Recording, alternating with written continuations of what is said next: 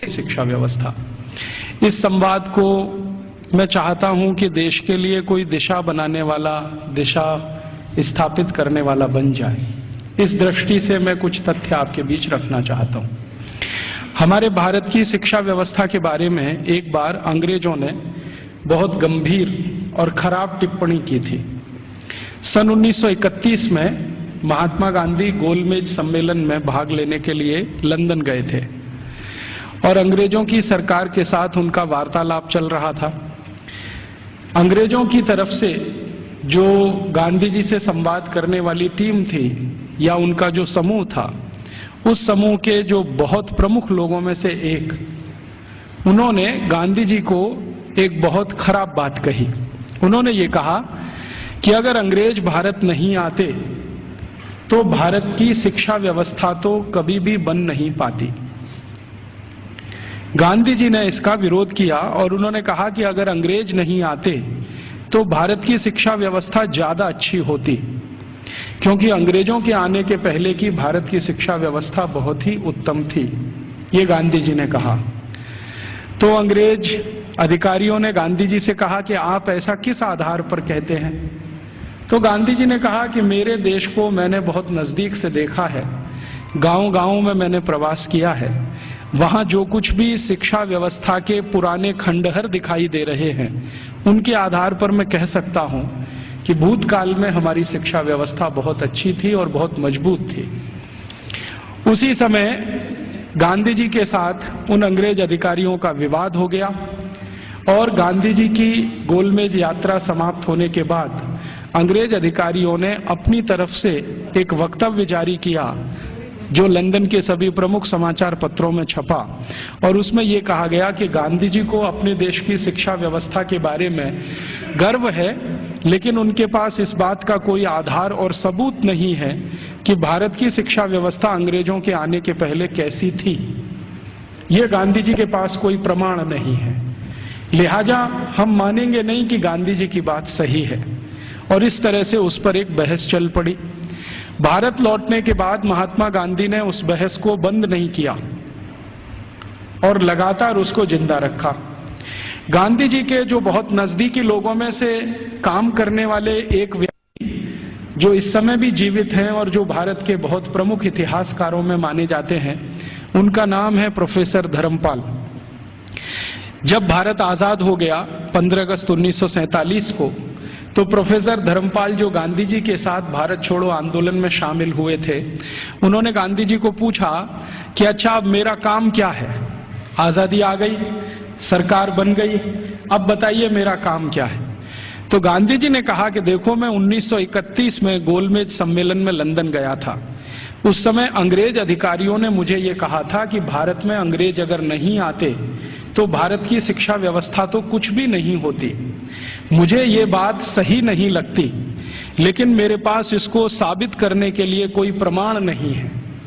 मैं तुमसे उम्मीद रखता हूं कि तुम भारत की शिक्षा व्यवस्था के बारे में जितने भी संभव हों प्रमाण इकट्ठे करो, दस्तावेज इकट्ठे करो, तथ्य इकट्ठे करो और उसके आधार पर ये सत्य साबित करो कि अंग्रेजों से आने के पहले की भारत की शिक्षा व्यवस्था कैसी थी।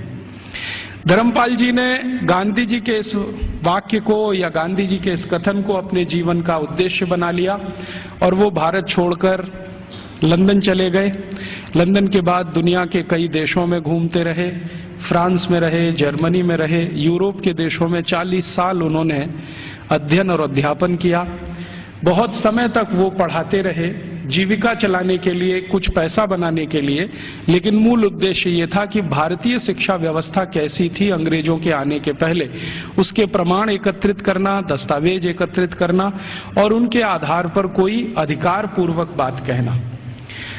श्री धर्मपाल जी के 40 साल के अथक प्रयासों से कुछ हजार दस्तावेज मिले जो अलग अलग स्थानों से उन्होंने लिए। उनका एक साथ जब बैठकर विश्लेषण किया तो पता चला कि अंग्रेजों के आने के पहले की शिक्षा व्यवस्था बहुत ही अच्छी थी। अभी थोड़े दिन पहले हमारे देश में एक घटना घटित हुई, वो इससे बहुत जुड़ी हुई है जो मैं कहने जा रहा हूं। हमारे देश के जो वर्तमान प्रधानमंत्री हैं डॉक्टर मनमोहन सिंह, ये थोड़े दिन पहले ऑक्सफोर्ड विश्वविद्यालय में गए थे और इनको ऑक्सफोर्ड विश्वविद्यालय ने मानद डॉक्टरेट की उपाधि दी थी। जिस दिन ये समारोह आयोजित हुआ था उस दिन मैंने उसका लाइव टेलीकास्ट देखा था, सीधा प्रसारण। और उस सीधे प्रसारण में लगभग मैं 2-2.5 घंटे बैठा रहा टीवी के सामने, देखता रहा कि क्या क्या हो रहा है। उस कार्यक्रम में 40 मिनट का तो व्याख्यान हुआ डॉक्टर मनमोहन सिंह का, और उसके अलावा कुछ दूसरी औपचारिकताएं हुई। मनमोहन सिंह जी ने जो व्याख्यान दिया इस ऑक्सफोर्ड विश्वविद्यालय के पदवी ग्रहण समारोह में, वो बहुत ही तकलीफ देने वाला था और किसी भी स्वाभिमानी भारतीय नागरिक को नीचा दिखाने वाला था। उन्होंने अपने व्याख्यान की शुरुआत ही यहां से की कि हम अंग्रेजों के बहुत आभारी हैं जो उन्होंने भारत में आकर अपनी सरकार बनाई।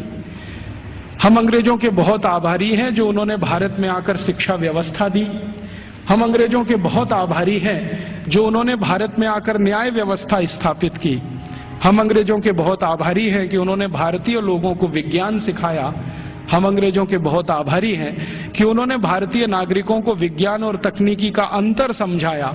हम अंग्रेजों के बहुत आभारी हैं कि उन्होंने अंग्रेजी भाषा हमें बताई। और ऐसा ही वो 40 मिनट बोलते रहे। अगले दिन क्या हुआ, लंदन के सभी समाचार पत्रों में हमारे भारत के प्रधानमंत्री डॉक्टर मनमोहन सिंह का ये वक्तव्य छपा और इस वक्तव्य के साथ सभी समाचार पत्रों में संपादकीय टिप्पणी भी छपी। और ज्यादातर समाचार पत्रों के संपादकीय में ये लिखा गया कि हमारे देश के एक पूर्व प्रधानमंत्री विंस्टन चर्चिल ने सन 1945 में भारत के बारे में ये कह दिया था कि ये देश आजाद होने लायक देश नहीं है। और भारत के प्रधानमंत्री डॉक्टर मनमोहन सिंह ने कल लंदन में व्याख्यान देकर ये सिद्ध कर दिया कि भारत आजादी के इतने साल के बाद भी अभी मानसिक रूप से गुलाम है। जिस देश का प्रधानमंत्री अभी भी अंग्रेजों के गुणगान करता हो, उस देश की प्रजा की मानसिक गुलामी की स्थिति क्या होगी इसका अंदाजा हम लगा सकते हैं। वगैरह वगैरह खूब लंबी संपादकीय टिप्पणी उस पर की गई। मेरे कुछ दोस्तों ने वो संपादकीय टिप्पणियां अलग अलग अखबारों से काट कर भेज दिया। उसके बाद मैंने डॉक्टर मनमोहन सिंह के लिए एक पत्र लिखा जो लगभग 250 पेज का है। वो पत्र नहीं, एक किताब हो गई। और मैंने उनसे कहा कि हमें बड़ी शर्म आती है कि आप भारत के प्रधानमंत्री हैं जो भारत के बारे में कुछ भी नहीं जानते। हमें शर्म आती है कि आप भारत के ऐसे प्रधानमंत्री हैं जिन्होंने भारतीयता का कुछ समझने की भी जीवन में कोशिश नहीं की है। भारत अंग्रेजों के पहले कैसा था, भारत की शिक्षा अंग्रेजों के पहले कैसी थी, भारत की तकनीकी और विज्ञान अंग्रेजों के पहले कैसा था, हमारा भारत अंग्रेजों के पहले उद्योग और व्यापार में किस स्थान पर दुनिया में टिका हुआ था, ये सब बातें अगर आप दस्तावेजों के आधार पर जरा समझें और जानें तो बहुत अच्छा होगा। आप अगली बार ऐसा गुलामी का वक्तव्य देने से बचेंगे। आपको सुनकर हैरानी होगी कि मैंने ये जो पत्र लिखा, ये पत्र मनमोहन सिंह के कार्यालय में पहुंचा और एक लाइन का उत्तर आया कि आपका पत्र मिला और हम उसको कार्यवाही के लिए भेज रहे हैं। अब कहां भेज रहे हैं कार्यवाही के लिए? मैंने तो लिखा था हमारे देश के प्रधानमंत्री को, और उसमें पत्र तो एक ही पन्ने का था, बाकी 249 पन्ने के तो दस्तावेज जो ये सिद्ध करने के लिए मैंने उनके पास भेजे कि आप पहले इन दस्तावेजों को पढ़ें और देखें कि अंग्रेजों के आने के पहले का भारत कैसा था। शिक्षा व्यवस्था के स्तर पर, तकनीक और विज्ञान के स्तर पर, उद्योग और व्यापार के स्तर पर, हर स्तर पर, चिकित्सा व्यवस्था के स्तर पर, जहां तक भी संभव हो मैंने उसमें जानकारी दी। उसमें से एक हिस्से की छोटी जानकारी मैं आपसे भी शेयर करना चाहता हूं कि भारत की शिक्षा व्यवस्था कैसी थी और जिस समय हमारी शिक्षा व्यवस्था ऐसी थी उस समय यूरोप की शिक्षा व्यवस्था कैसी थी। भारत की शिक्षा व्यवस्था के बारे में सबसे ज्यादा काम जिन्होंने किया है वो कुछ अंग्रेज ही हैं। एक अंग्रेज अधिकारी भारत में आया जो लगभग 40 साल यहां रहा, उसका नाम था विलियम एडम। विलियम एडम बहुत उच्च स्तर का अधिकारी था। अंग्रेजों की जो संसद का एक हिस्सा है हाउस ऑफ लॉर्ड्स, उसमें बहुत दिनों तक वो सांसद था और भारत में उसको बहुत उच्च स्तर का अधिकारी बनाकर भेजा गया था। उसकी हैसियत इतनी बड़ी थी कि वो भारत में आकर अगर गवर्नर को या वायसराय को कोई सुझाव दे दे तो वायसराय उसको कानून बनाने के लिए मजबूर होता था। विलियम एडम इस स्तर का अधिकारी था। उस विलियम एडम के नीचे काम करने वाले कुछ अधिकारी थे, जिनमें से एक था मैकॉले, टीवी मैकॉले। मैकॉले की तो आपने बार बार चर्चा सुनी है, बार बार नाम भी सुना है, लेकिन विलियम एडम के बारे में शायद आप में से कम लोग जानते होंगे, क्योंकि ये मैकॉले का बॉस था। मैकॉले भारत में शिक्षा व्यवस्था के बारे में जितना भी अभ्यास करता था वो अपने इमीडिएट बॉस विलियम एडम को भेजता था। तो विलियम एडम ने भारत की शिक्षा व्यवस्था पर एक रिपोर्ट तैयार की और वो रिपोर्ट लगभग 1700 कुछ पन्ने की है, 1780 पन्ने हैं उस रिपोर्ट में। वो रिपोर्ट संसद में पेश की गई। संसद माने अंग्रेजों की संसद में, हाउस ऑफ कॉमन्स में पेश की गई और इस रिपोर्ट के आधार पर अंग्रेजों को पता चला कि भारत की शिक्षा व्यवस्था कैसी है। विलियम एडम की रिपोर्ट में से कुछ तथ्य मैं आपको देता हूं जो इस समय अंग्रेजी संसद के रिकॉर्ड्स पर हैं। आप जानते हैं कि हाउस ऑफ कॉमन्स और हाउस ऑफ लॉर्ड्स में जो भी बहस होती है वो सभी रिकॉर्ड में रहती है और जो रिकॉर्ड में आ जाती है वो उनका डॉक्यूमेंट्स बन जाती है, दस्तावेज बन जाती है। और फिर ब्रिटिश पार्लियामेंट की एक प्रेस है जिसको हंसार्ड कहते हैं, वो जरूरत पड़ने पर समय समय पर ये डॉक्यूमेंट्स को प्रकाशित करती रहती है। तो भारत की शिक्षा व्यवस्था पर विलियम एडम की रिपोर्ट, जिसमें जगह जगह पर मैकॉले की दी गई टिप्पणी, मैं पहले मैकॉले की एक छोटी सी लाइन आपको सुना देता हूं। मैकॉले और विलियम एडम भारत की शिक्षा व्यवस्था के बारे में अंग्रेजों की संसद में जब बात कर रहे हैं तो घंटों घंटों उन्होंने बात की है। एक दिन ये टीवी मैकॉले 2 फरवरी सन 1835 को ब्रिटिश पार्लियामेंट के हाउस ऑफ कॉमन्स में खड़ा होकर भाषण दे रहा है और कह रहा है कि मैंने भारत का उत्तर, दक्षिण, पूरब, पश्चिम पूरा इलाका घूम लिया है। ऐसा कोई क्षेत्र नहीं है जो मैंने भारत का नहीं देखा है और मैंने भारत का बाहरी क्षेत्र भी देखा है, आंतरिक क्षेत्र भी देखा है। देखने के बाद मैं जो कह रहा हूं आप उस पर विश्वास नहीं करेंगे, लेकिन जो सत्य है वो मैं आपको कहूंगा, उसको मैं अपने अंदर रोक नहीं सकता। सत्य क्या कह रहा है? वो कह रहा है कि संपूर्ण भारत को उत्तर, दक्षिण, पूरब, पश्चिम में घूम लेने के बाद उसने अंग्रेजी का एक मुहावरा इस्तेमाल किया है, I had travelled length and breadth. Length and breadth माने सब भारत मैंने देख लिया, मैंने पूरा भारत देख लिया। और उसके बाद मैं ये कहता हूं कि भारत देश में आज तक कहीं भी भिखारी देखने को नहीं मिला,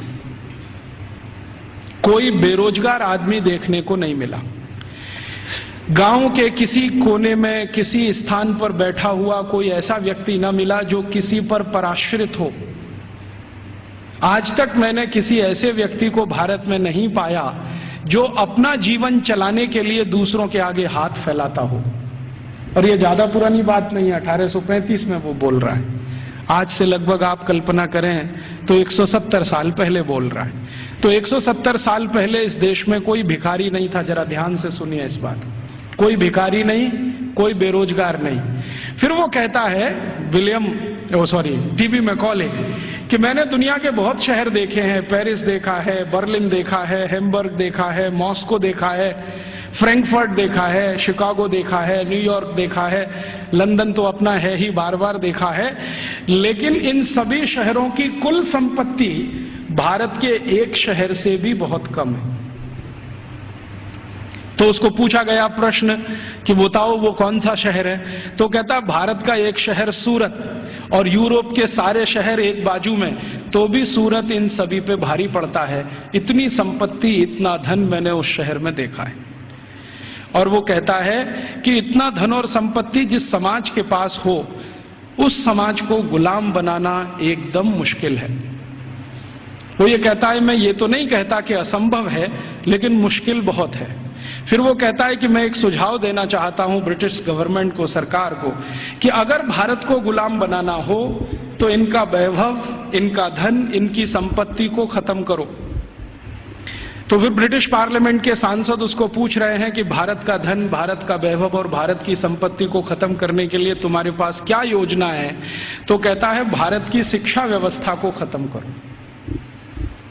वो कहता है कि भारत में जितना भी धन है, संपत्ति है, वैभव है, ये भारत की शिक्षा व्यवस्था के कारण है। तो कोई सांसद पूछ लेता है कि अच्छा बताओ भारत की शिक्षा व्यवस्था कैसी है, तो वो कहता है कि भारत की शिक्षा व्यवस्था में सबसे पहला सत्य ये है कि यहां निरक्षरता नहीं है, माने लिटरेसी कंप्लीट। तो उसको पूछा गया क्या संपूर्ण भारत में एक जैसा है, तो कहता है दक्षिण भारत में लिटरेसी 100% है। दक्षिण भारत का माने कर्नाटक, आंध्र प्रदेश, तमिलनाडु, केरल। तो कहता है दक्षिण में तो 100% है, पश्चिम भारत में 98% है, 98% है, उत्तर भारत में लगभग 82% के आसपास है, मध्य भारत और बचे हुए भारत में लगभग 87% के आसपास है। तो मैं कह सकता हूं कि लगभग भारत साक्षर है। उसी समय एक दूसरा सांसद खड़ा होकर पूछता है कि अच्छा आप ये बता सकते हैं कि इंग्लैंड की स्थिति क्या है। तो उन्होंने कहा ये मैं तो नहीं बता सकता, एजुकेशन मिनिस्टर बैठे हैं वो बताएं। तो एजुकेशन मिनिस्टर खड़े होकर बोलते हैं कि जब भारत की साक्षरता लगभग 100% है, उस समय इंग्लैंड माने 3 राज्यों का समूह, अभी जिसको आजकल ब्रिटेन कहा जाने लगा है, स्कॉटलैंड, आयरलैंड और न्यू साउथ वेल्स मिला के। तो वो कहते हैं कि ये जो 3 राज्यों का समूह है जिसको ब्रिटेन कहा जाता है, इसमें कुल साक्षरता 17% भी नहीं है। 17% भी नहीं है। 17% माने 17। तो फिर पूछ रहे हैं कि भाई कारण क्या है इसका, भारत में इतनी साक्षरता और हमारे यहां कुछ भी नहीं। तो वो कह रहा है टीवी मैकॉले के इस समय भारत में 7,32,000 रेवेन्यू विलेजेस हैं, राजस्व वाले गांव। तो नॉन रेवेन्यू वाले, उसने कहा वो मुझे नहीं मालूम। वो कह रहा 7,32,000 राजस्व गांव हैं और ऐसा एक भी राजस्व गांव नहीं है जहां पर स्कूल की व्यवस्था नहीं है। तो फिर उसको प्रश्न पूछा गया कि क्या भारत के लोग इसको स्कूल कहते हैं, तो उनका नहीं, मैंने कहा है स्कूल, भारत के लोग इसको गुरुकुल कहते हैं। उसने गुरुकुल को स्कूल में ट्रांसलेट किया है। बाद में वो कहता है कि शायद मेरे पास कोई शब्द नहीं है जो गुरुकुल के बराबर हो तो मैं स्कूल कहता हूं। तो हम ऐसा मान लें कि मैकॉले बोल रहा है 2 फरवरी 1835 को हाउस ऑफ कॉमन्स में कि भारत के 7,32,000 गांवों में कोई भी ऐसा गांव नहीं है जहां पर गुरुकुल ना हो। इसका अर्थ क्या है, हर गांव में एक गुरुकुल है। फिर उसको पूछा गया इस गुरुकुल में क्या होता है, तो उनका पढ़ते हैं। तो कितने विद्यार्थी हैं, तो उसने कहा सबसे बड़ा गुरुकुल मैंने देखा है वो 20,000 विद्यार्थियों का है, और जो सबसे छोटा गुरुकुल मैंने देखा है वो 200 विद्यार्थियों का है। माने जो गुरुकुलों के बड़े होने का अंदाजा हम लगाना चाहें तो 200 विद्यार्थियों से लेकर 20,000 विद्यार्थियों तक के गुरुकुल इस देश में चलते हैं 1835 के आसपास। फिर वो पूछ रहे हैं कि ये जो 20,000 विद्यार्थियों का गुरुकुल है इसकी व्यवस्था कैसे होती है, ये तो बहुत बड़े विद्यार्थियों का समूह है, कैसे पढ़ाते हैं, व्यवस्था कैसे होता है। तो वो कहता है कि भारत के इन सभी गुरुकुलों में मॉनिटोरियल एजुकेशन होती है। मॉनिटोरियल एजुकेशन का मतलब हम सब समझते हैं कि आचार्य ने किसी विद्यार्थी वर्ग को तैयार किया, मान लीजिए उसमें 50 विद्यार्थी। अब वो 50 विद्यार्थी अपने से नीचे वालों को पढ़ाएंगे, और वो 50 विद्यार्थियों ने जिनको पढ़ाया वो उनसे अपने नीचे वालों को पढ़ाएंगे। तो वो कहते हैं कि एक आचार्य अगर है और उसके साथ 50-60 विद्यार्थियों का समूह है जिनको वो नियमित रूप से पढ़ाते हैं, तो वो 20,000 विद्यार्थियों का गुरुकुल आराम से संभालते हैं। और उसने परिभाषा दिया है कि जो आचार्य 20,000 विद्यार्थियों के गुरुकुल को संभालते हैं उनको भारत में कुलपति कहा जाता है। कुलपति माने 20,000 विद्यार्थियों के समूह की शिक्षा व्यवस्था करवाने वाला व्यक्ति, उसको कुलपति कहा जाता है। फिर उसको पूछा गया है कि ये जो गुरुकुल चलते हैं इनमें विद्यार्थी हैं वो किस वर्ग के हैं, तो वो कहता है कि भारत के नागरिक 4 वर्णों की बात करते हैं, ब्राह्मण, क्षत्रिय, वैश्य और शूद्र। तो वो कहता है कि ये सभी विद्यार्थी इन समूहों में से आते हैं। तो एक अंग्रेज उसको पूछ रहा है कि हमने तो कभी सुना था कि भारत में ज्यादा शिक्षा ब्राह्मणों के लिए है। वो कहता है नहीं, दस्तावेज बताते हैं कि ब्राह्मणों के लिए भी शिक्षा है, वैश्यों के लिए भी है, क्षत्रियों के लिए भी है और शूद्रों के लिए भी है। तो फिर उसको पूछ रहे हैं कि क्या तुम परसेंटेज में ये बता सकते हो कि ब्राह्मण कितने हैं, वैश्य कितने हैं, क्षत्रिय कितने हैं, शूद्र कितने हैं? तो वो कहता है कि दक्षिण भारत के जितने गुरुकुल हैं उनमें शूद्रों की संख्या सबसे ज्यादा है, और पश्चिम भारत के जितने गुरुकुल हैं उनमें वैश्यों और ब्राह्मणों की संख्या लगभग बराबर है, और उत्तर भारत के जितने गुरुकुल हैं उनमें सबसे ज्यादा संख्या क्षत्रियों की है, और बाकी जो 3 हैं ब्राह्मण, वैश्य और शूद्र, ये लगभग बराबर हैं, और मध्य भारत में लगभग सब बराबर है। तो कुछ लोग चौंक जाते हैं, वो ये कहते हैं ये कैसे संभव है कि शूद्रों की संख्या दक्षिण भारत के गुरुकुलों में सबसे ज्यादा है? तो वो कहता है शूद्रों की ही नहीं, दक्षिण भारत के गुरुकुलों में महिलाओं की संख्या, लड़कियों की संख्या भी सबसे ज्यादा है। तो वो एक उत्तर दे रहा है प्रश्न का जिसमें वो बोल रहा है कि दक्षिण भारत के गुरुकुलों में लगभग 58% लड़कियां हैं और 42% लड़के हैं।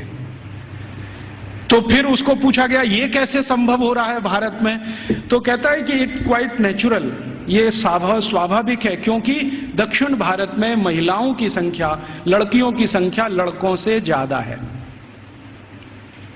और वो कह रहा वैसे तो भारत में सभी जगह लड़कियों की संख्या लड़कों से ज्यादा है, और आप जानते हैं कि 1881 में अंग्रेजों ने जब पहला सेंसस कराया, पहला जनसंख्या सर्वेक्षण कराया, तो उसमें भी रेशियो यही निकलता है, महिलाएं लगभग 53% हैं और 47% पुरुष हैं।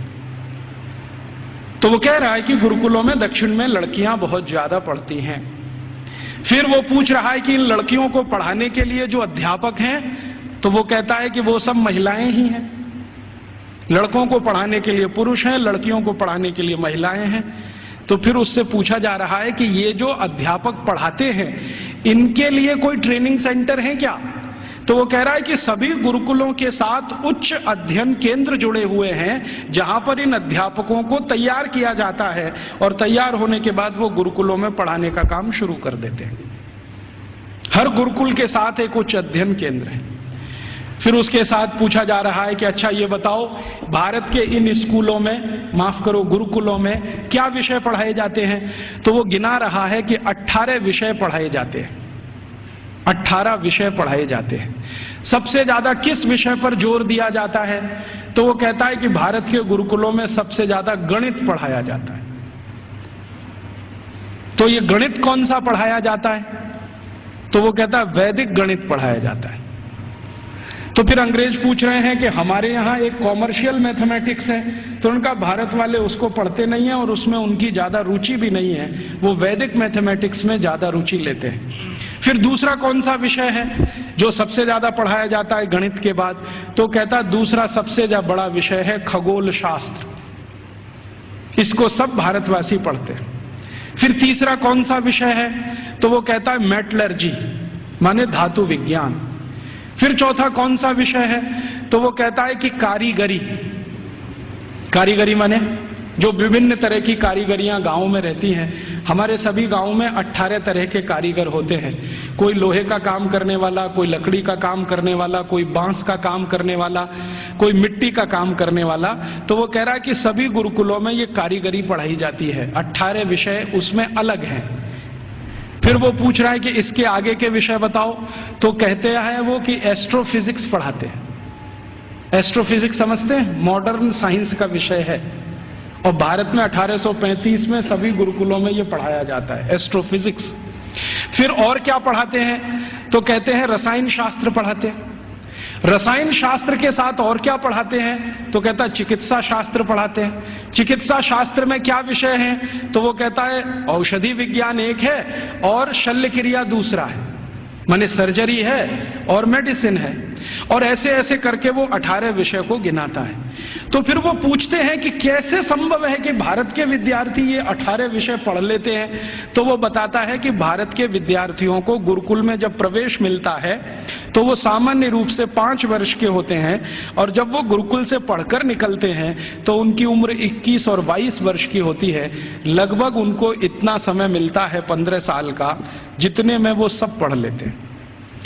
तो फिर उनको पूछा गया कि ये विषय कैसे पढ़ाए जाते हैं, रोज पढ़ाए जाते हैं? तो उसने कहा नहीं, रोज नहीं पढ़ाए जाते, एक एक करके पढ़ाए जाते हैं। एक एक करके पढ़ाए जाते हैं माने एक विषय लिया और उसको पूरे 1 साल पढ़ाया, या 8 महीने पढ़ाया, या 9 महीने पढ़ाया। जब वो पूरा हो गया तब उसको छोड़ा, फिर दूसरा विषय लिया, फिर तीसरा विषय लिया। ऐसे करके 15-16 साल में सब विषय पढ़ाए जाते हैं। फिर वो पूछ रहा है परीक्षा कैसे होती है? तो उन्होंने कहा भारत में परीक्षा होती नहीं है, परीक्षा नहीं होती है। तो कैसे पता चलता है? वो पूछ रहे हैं बहुत सारे एमपीज के इवैल्यूएशन का तरीका क्या है। तो उन्होंने कहा कि यहाँ के जो आचार्य और शिक्षक होते हैं वो विद्यार्थियों को जब एक विषय पूरा पढ़ा देते हैं तो उसी के आधार पर उनके कौशल को जानने के लिए, हुनर को परखने के लिए कुछ काम उनको दे दिए जाते हैं। वो काम कितनी कुशलता से करते हैं इसके आधार पर तय होता है। ये नहीं है कि क्लासरूम में बैठकर 3 घंटे का कोई क्वेश्चन पेपर सॉल्व कर रहे हैं, क्लासरूम में रट लिया है और आंसर शीट पर वॉमिटिंग कर रहे हैं। ऐसा नहीं है भारत में। उसने मजाक में कहा है लेकिन ये गंभीर है समझने के लिए। तो उसको पूछा गया है कि अच्छा आप जरा बताओ कि हमारी इंग्लैंड की स्थिति क्या है, अगर ऐसी शिक्षा भारत में है तो इंग्लैंड में। तो कहता है जी इंग्लैंड में तो अभी 17% ही साक्षरता नहीं है। और वो कह रहा है कि जब भारत में 7,32,000 गुरुकुल है तो पूरे इंग्लैंड में कुल मिलाकर 240 भी स्कूल नहीं है, और जो स्कूल है उनमें गणित पढ़ाना तो किसी को नहीं आता है। वो एक ही विषय पढ़ाते हैं और वो है बाइबल, और कुछ पढ़ाने को इनको नहीं है। मुझे थोड़ा इंटरेस्ट आया विलियम एडम की रिपोर्ट पढ़ने के बाद, तो मैंने इंग्लैंड के पिछले 400 साल के इतिहास के दस्तावेज इकट्ठे किए। तो पता चला कि इंग्लैंड में 16वीं शताब्दी तक तो कोई भी स्कूल नहीं था। आप जरा ध्यान से सुनना इन बातों। 16वीं शताब्दी तक तो कोई स्कूल नहीं था। ईस्ट इंडिया कंपनी जब भारत आई है तब उनके यहाँ एक स्कूल खुला था, चर्च के पिछवाड़े में, गैरेज में। गैरेज समझते हैं, जहां गाड़ियां खड़ी की जाती हैं। एक गैरेज हुआ करता था जो मुश्किल से 15-20 फीट लंबा, 15-20 फीट चौड़ा, लंदन के एक चर्च में। ये लंदन में आप कभी जाएं तो उनका जो स्क्वायर है जहां पर उनकी पार्लियामेंट है उसके बगल में वो चर्च आज भी है। तो उसकी पीछे के हिस्से में एक छोटे से में स्कूल खुला था जो उनको पढ़ाता था बाइबल। तो बाइबल पढ़ाने वाले स्कूल उनके यहाँ शुरू हुए, उसके पहले तो कोई स्कूल ही नहीं था। तो इंग्लैंड और यूरोप के इतिहास क्या बताते हैं शिक्षा के बारे में, तो आप जरा सोचो और सुनो। यूरोप का जो सबसे बड़ा इतिहासकार, सबसे बड़ा दार्शनिक, सबसे बड़ा फिलोसोफर, सबसे बड़ा सब कुछ, जो यूरोप में भगवान के अगला अवतार माना जाता है, उसका नाम है प्लेटो। प्लेटो सबसे महान। वो ये कहते हैं ये तो ईश्वर का ही अंश है, माने ईसा मसीह के बाद यूरोप में अगर किसी की इज्जत है तो वो प्लेटो की है। प्लेटो के बारे में यूरोप के सारे अर्थशास्त्री, सारे के सारे दूसरे शास्त्री, चाहे वो फिजिक्स वाले हों, केमिस्ट्री के हों, बॉटनी के हों, जूलॉजी के हों, इंजीनियरिंग के हों, मेडिकल के, सब मानते हैं the whole of the European civilisation is a footnote of Plato. मतलब यूरोप की पूरी सभ्यता जो है ना, प्लेटो के फुटनोट जैसी है। माने प्लेटो ने जितना कुछ लिख दिया है वो किसी पुस्तक के फुटनोट में अगर है तो उतनी ही पूरी यूरोप की सभ्यता है। मतलब यूरोप की सभ्यता का जनक प्लेटो ही है। प्लेटो ने अपनी जिंदगी में कई महत्वपूर्ण पुस्तकें लिखी हैं, उनमें से 2 का जिक्र करता हूं। एक पुस्तक उसकी जो दुनिया में सबसे ज्यादा चर्चित हुई है, द रिपब्लिक, गणतंत्र, और दूसरी पुस्तक जो बहुत चर्चित है पूरी दुनिया में, लॉज, LAWS, लॉज। ये 2 किताबें प्लेटो की सारी दुनिया में सबसे ज्यादा पढ़ाई जाती हैं, बहुत चर्चा होती है। द रिपब्लिक में प्लेटो लिखता है कि शिक्षा की जरूरत सभी को नहीं होती। शिक्षा की जरूरत सभी को नहीं होती। समाज का जो प्रभु वर्ग है, प्रभु वर्ग से मतलब सरकार चलाने वाला वर्ग, राजा और राजा के नजदीक, इन्हीं को शिक्षित होना चाहिए, बाकी को शिक्षित होने की जरूरत ही नहीं होती। क्यों? तो वो कहता है कि राजा और राजा के नजदीक का जो वर्ग है उसको आदेश देना है, बाकी को तो सब, शिक्षा की जरूरत तो सिर्फ राजा को है और राजा के नजदीकी लोगों को है। ये जो प्लेटो ने कहा, प्लेटो के बाद जो दूसरा उसका ग्रेट ग्रेट ग्रेट फिलोसोफर या उसका great great student Aristotle, Aristotle कहता है कि मेरा जो गुरु बोल गया है उसी पर मैं सहमत हूं। शिक्षा की जरूरत सभी को नहीं होती। समाज का जो प्रभु वर्ग है, माने जो संचालन करता है राज्य का, उसके राजा, मंत्री, मंत्रियों के नजदीकी अधिकारी, बस इनको पढ़ाई होनी चाहिए, बाकी किसी को नहीं। अरिस्टोटल के बाद जितने भी फिलोसोफर आए हैं और लेटेस्ट रूसो, देकार्ते, लेविनिज, ये सब अपनी अपनी किताबों में लिख रहे हैं शिक्षा की जरूरत किसी को नहीं होती। अगर जरूरत है तो थोड़ा राजा को है।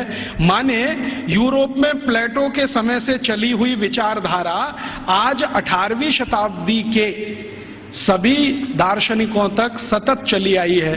शिक्षा सबके लिए नहीं है, सिर्फ राजा के लिए और प्रजा के लिए। प्रजा को जरूरत नहीं है शिक्षा की, राजा के नजदीकी लोगों को जरूरत है। तो फिर यह शिक्षा कैसे पूर्ति की जाए? तो प्लेटो लिखता है रिपब्लिक पुस्तक में ही कि राजा को अगर अपने बच्चों को शिक्षा दिलवानी है या खुद को शिक्षा लेनी है या उसके मंत्रियों को शिक्षा दिलवानी है तो इसके लिए स्कूल नहीं चाहिए। कोई शिक्षक को पकड़ लाइए, राजा को महल में आके पढ़ा देगा। कोई शिक्षक को पकड़ लाइए, राजा के बच्चों को उसके घर में पढ़ा देगा। कोई शिक्षक को पकड़ लाइए, मंत्रियों को वहां पढ़ा देगा। स्कूल की क्या जरूरत है? तो फिर प्लेटो को कई बार पूछे जाने वाले प्रश्नों में से एक है कि स्कूल क्यों नहीं चाहिए? तो कहता है ये फालतू का खर्चा। वो ये कहता है स्कूल बनाने से अच्छा है एक बनाओ ऐसा स्थान जहां पर मनोरंजन हो सके। स्कूल की क्या जरूरत है? घर में आके कोई पढ़ा देगा, क्या जरूरत है स्कूल की? तो इसलिए इंग्लैंड में, इंग्लैंड के पड़ोसी फ्रांस में, जर्मनी में, स्वीडन में, स्विट्जरलैंड में 16वीं 17वीं शताब्दी तक एक भी स्कूल नहीं खोला गया। बाद में क्या हुआ, क्रिश्चियनिटी का असर जैसे जैसे बढ़ा यूरोप में, आप जानते हैं कि क्रिश्चियनिटी यूरोप में 2000 साल पहले ही आई है। उसके पहले यूरोप क्रिश्चियन नहीं था। यूरोप की छोटी छोटी जातियां, जनजातियां होती थीं जो 1000 से ज्यादा हैं, समूह हैं छोटे छोटे, वो अपना अपना धर्म और संस्कृति माना करते थे। उनके यहाँ ईसाइयत क्या होती है मालूम नहीं। 2000 साल से ईसाइयत आई है। तो जब ईसाइयत का बहुत प्रचार हुआ और समाज और ईसाइयत के बीच में संघर्ष हुआ, तब उन्होंने बाइबल स्कूल शुरू किए और वो बाइबल स्कूल पूरे इंग्लैंड में फैले, फ्रांस में, जर्मनी में फैले। तो वो कह रहा है टीवी में कोले कि हमारे यहाँ तो कुछ स्कूल चलते हैं, वहां सिर्फ बाइबल पढ़ाई जाती है और कुछ नहीं पढ़ाया जाता, और बाइबल भी पढ़ाई जाती है तो संडे को पढ़ाई जाती है, बस मंडे से सैटरडे छुट्टी रहती है। और उन स्कूलों को इंग्लैंड के दस्तावेजों में संडे स्कूल्स कहा जाता है। और ये स्कूल शुरू हुए हैं और आज तक चल रहे हैं। आप यूरोप में कहीं भी जाइए, संडे स्कूल्स आपको मिलेंगे जहां पर आप बाइबल पढ़ सकते हैं। बाइबल में न्यू टेस्टामेंट पढ़ाते हैं, ओल्ड टेस्टामेंट पढ़ाते हैं, 2 ही चीजें पढ़ाते हैं, इसके अलावा कुछ नहीं। गणित क्या होता है, फिजिक्स क्या होती है, केमिस्ट्री क्या होती है, मेटलर्जी क्या होती है, सर्जरी क्या होती है, मेडिसिन साइंस, ये कुछ उनको 18वीं शताब्दी तक मालूम नहीं है। ऐसा गरीब देश है इंग्लैंड और उनकी ऐसी शिक्षा व्यवस्था है। जो उनका पहला स्कूल खुला है जिसमें मुश्किल से 250 स्क्वायर फीट की जगह है, उसमें उन्होंने पहली ही बार में 250 विद्यार्थी ले लिए। अब 250 स्क्वायर फीट में 250 विद्यार्थी कैसे बैठते होंगे, कल्पना कर लो आप, कितना स्पेस होगा उनके पास। एक शब्द इस्तेमाल होता है अंग्रेजों के यहां, ब्रीदिंग स्पेस। ब्रीदिंग स्पेस भी नहीं है। वो कह रहा है मैकॉले कि हमारे तो बाइबल स्कूलों में ब्रीदिंग स्पेस भी नहीं है, माने हर विद्यार्थी को घिचपिच में बैठना पड़ता है, जगह नहीं है उनके पास। लेकिन भारत के एक एक गुरुकुल तो 5-5 हेक्टेयर में बने हुए हैं। 1 हेक्टेयर में लगभग 5 एकड़ होते हैं, 25 एकड़ में गुरुकुल बने हुए हैं। और वो कह रहा है कि भारत के बहुत सारे गुरुकुल रेजिडेंशियल हैं, जहां पर विद्यार्थियों को रहने और खाने की व्यवस्था है, और कुछ गुरुकुल ऐसे हैं जो डे स्कूल की तरह से चलते हैं। विद्यार्थी सुबह आते हैं, शाम को पढ़ के अपने घर वापस जाते हैं। फिर उसको पूछा जाता है कि भारत के विद्यार्थियों को ये सारी की सारी जो शिक्षा दी जाती है, इसका कोई वर्गीकरण है, क्लासिफिकेशन है? तो वो बहुत सुंदर उत्तर दे रहा है, जो हमें इस पे रिसर्च आज जरूरी है करना। वो ये कह रहा है कि भारत के विद्यार्थियों को 2 चीजें पढ़ाई जा रही है, एक तो शिक्षा है, दूसरी विद्या है। अब वो कहता है कि मुझे समझ में नहीं आता शिक्षा कौन सी है, विद्या कौन सी है। लेकिन मैं जितने भी गुरुकुलों में गया हूं, पूछता हूं क्या पढ़ते हो, तो कुछ विद्यार्थी कहते हैं हम शिक्षा ले रहे हैं, कुछ कहते हैं हम विद्या ले रहे हैं। ये विद्या क्या है, शिक्षा क्या है, मुझे समझ में नहीं आता, लेकिन ये हर गुरुकुल में मुझे सुनाई देता है। अब हमको समझना चाहिए कि शिक्षा और विद्या ये 2 अलग चीजें होती हैं। आज के समय में हमने इन दोनों का खिचड़ी बना दिया है, और ऐसा खिचड़ी बना दिया है कि उसमें से चावल और मूंग की दाल को बीन पाना ही बड़ा मुश्किल हो गया है। नाम सब है विद्यालय और काम कर रहे हैं शिक्षालय का, है कि नहीं? कोई भी विद्यालय ले लो, 1, 2, 3 नाम विद्यालय, विद्यालय, महाविद्यालय, ये विद्यालय, काम सब शिक्षालय का कर रहे हैं, नाम विद्यालय रखा हुआ है। ऐसा घालमेल कर दिया। शायद ये मैकॉले का असर है, क्योंकि मैकॉले को शिक्षा और विद्या में अंतर नहीं मालूम था, हमें भी नहीं मालूम है। हम जानते नहीं है कि विद्या क्या होती है और शिक्षा क्या होती है। विद्या जो है ना, अपनी जिंदगी को अध्यात्म के रास्ते पर ले जाने वाली, अपने जीवन को ऊंचा उठाने वाली, आत्मा का परमात्मा से मेल कराने वाली, मनुष्य शरीर छूटने के बाद हमारी आत्मा परमात्मा से मिल जाए, इन सब बातों को सिखाने वाली, धर्म क्या है, अधर्म क्या है, न्याय क्या है, अन्याय क्या है, श्रेय क्या है, अश्रेय क्या है, छोड़ने वाला क्या है, ग्रहण करने लायक क्या है, ये सब ज्ञान देने वाली या विवेक देने वाली ये तो है विद्याएं। और बाकी हमने मैथमेटिक्स पढ़ लिया, हमने केमिस्ट्री पढ़ ली, हमने ये फिजिक्स पढ़ लिया, हमने ये कॉमर्स सीख लिया, हमने वो, ये है सब शिक्षा। तो कह रहा है कि भारत के सभी गुरुकुलों में विद्या है और शिक्षा है, लेकिन वो उसको इतना समझ में आ गया है कि ये जो विद्या है वो शिक्षा से ऊंची है। इसलिए भारत में गुरुकुल में जाने वाला सभी अपने को विद्यार्थी कहता है, शिक्षार्थी कोई नहीं कहता अपने को, क्योंकि मूल जो वो सीखने आया है वो कुछ और सीखने आया है। खाली गणित सीखने नहीं आया है, या खाली कॉमर्स सीखने नहीं आया, या खाली मेटलर्जी सीखने नहीं आया, विद्या सीखने आया। इसलिए विद्यार्थी कहलाना वो पसंद करता है अपने आप को। और वो कहता है कि जितनी ऊंची कल्पना भारत में है विद्या और शिक्षा की, हम तो उसके दूर दूर कहीं नजदीक तक नहीं है। फिर उसको पूछा जाता है कि अच्छा ये बताओ कि भारत में हायर स्टडीज सेंटर हैं क्या? तो कहता हाँ हैं। कितने हैं? तो संख्या गिना रहा है 15,800 कुछ। हायर स्टडीज सेंटर का मतलब क्या है? हायर स्टडीज सेंटर का माने विश्वविद्यालय। उनकी जो परिभाषा है ना, उस परिभाषा में विश्वविद्यालय, हायर स्टडीज सेंटर। हमने तो कुछ 2-4 नाम सुने हैं, एक नालंदा का हुआ करता था, एक तक्षशिला का हुआ करता था, लेकिन 1835 में मैकॉले बोल रहा है अपने पार्लियामेंट में कि 15,800 कुछ विद्यालय, सॉरी विश्वविद्यालय। और वो ये कह रहा है कि ये जितने भी विश्वविद्यालय हैं ये किसी एक विषय के निपुण हैं, कोई एक विषय। जैसे वो नाम लिख के बता रहा है, मेरे पास ये सब नाम है 15,800 और उसकी सीडी है। अगर एलसीडी प्रोजेक्टर हो तो मैं आपको दिखा सकता था। वो लैपटॉप मेरे पास अभी है, उसमें सब फीड किया हुआ है। एक विद्यालय है, माफ करिए विश्वविद्यालय है, अमरावती विश्वविद्यालय। अमरावती विश्वविद्यालय मशहूर है किस बात के लिए?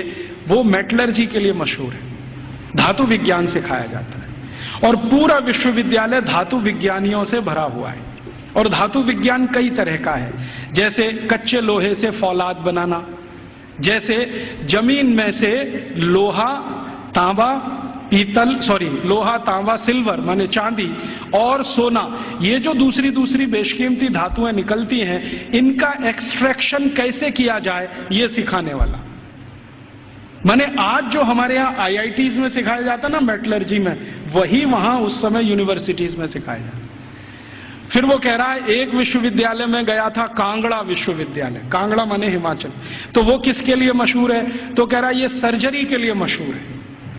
तो उसको पूछा जा रहा है कि किस तरह की सर्जरी होती है, तो कहता है जी हम सोच नहीं सकते वैसी सर्जरी होती है। और उसको उसने शब्द दिया है जिसको आज के इक्विवेलेंट अगर मैं कहूं तो राइनोप्लास्टी।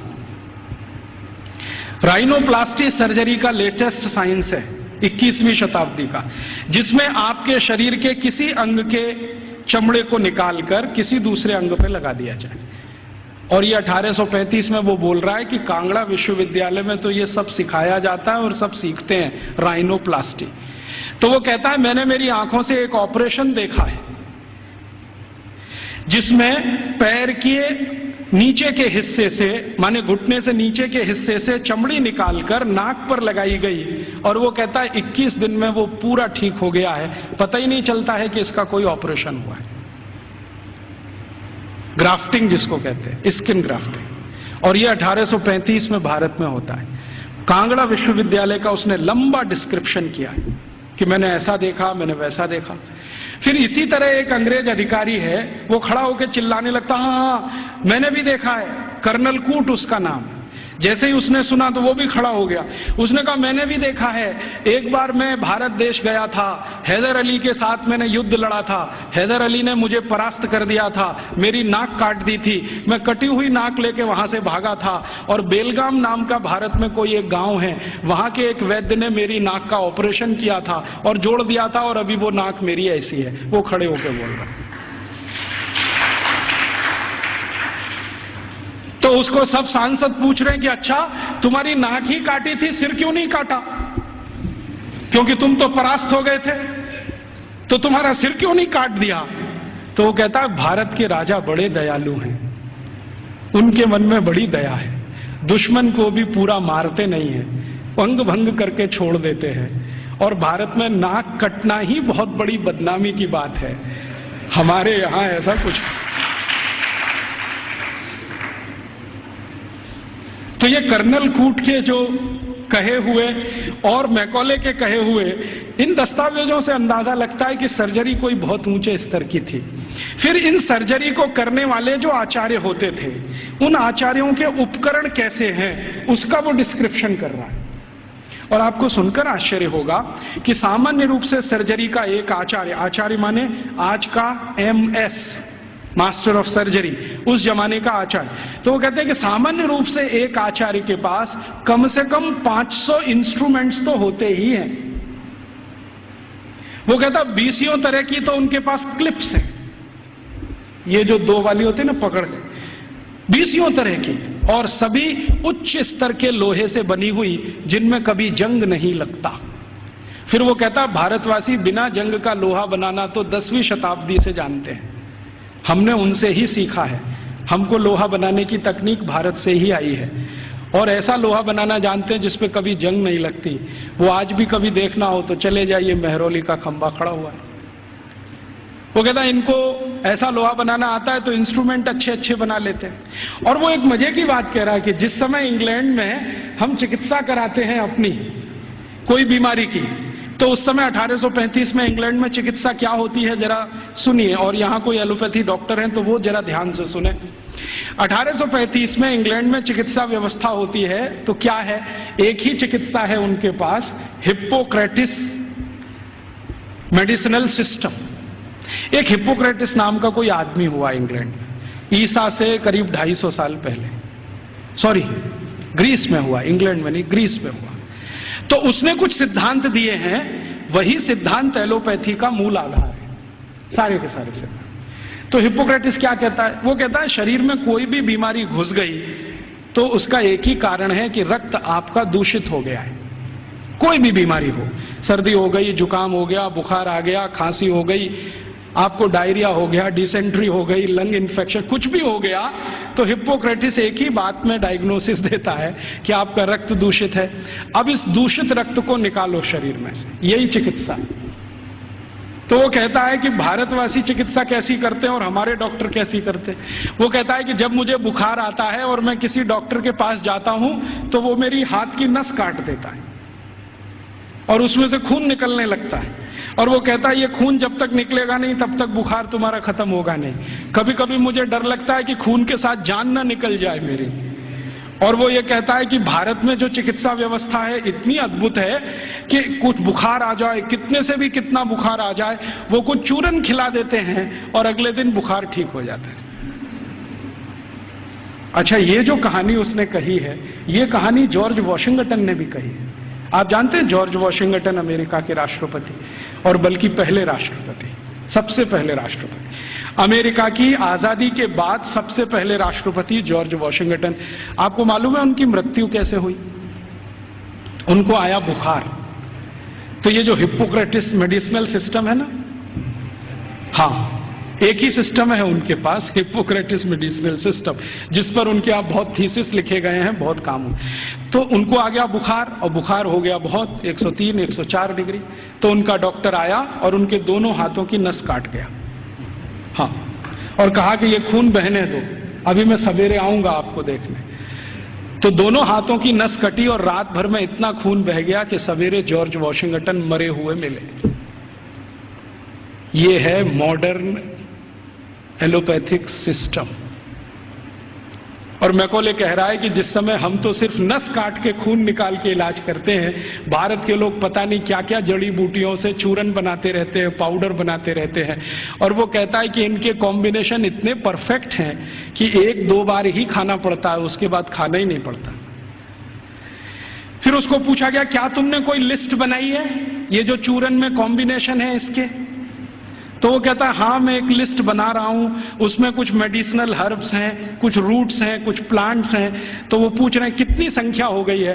तो उसने कहा 16,000 तो हो गई है, पता नहीं आगे कितनी जाएगी। उस जमाने में तो कुछ लोग आश्चर्य से पूछ रहे हैं कि ये जो शिक्षा है, वहां चिकित्सा भी दे रहे हैं, सर्जरी भी दे रहे हैं, मेटलर्जी भी दे रहे हैं, वगैरह वगैरह, क्यों दे रहे हैं? तो वो कहते हैं, भारत के सभी आचार्य कहते हैं कि जीवन एकांगी नहीं है। अब ये देखिए फिलॉसफी की बात, जीवन एकांगी नहीं है, और चूंकि एकांगी नहीं है तो इसमें सब तरह के ज्ञान की जरूरत होती है। तो हर विद्यार्थी को सभी तरह का ज्ञान होना चाहिए, विशेषज्ञता उसको किसी एक में होनी चाहिए, ज्ञान उसको सब तरह का होना चाहिए। तो कहता है कि जो प्राइमरी लेवल की ज्ञान है वो सबको दी जाती है, मेडिसिन की, सर्जरी की, मेटलर्जी की, मैथमेटिक्स की।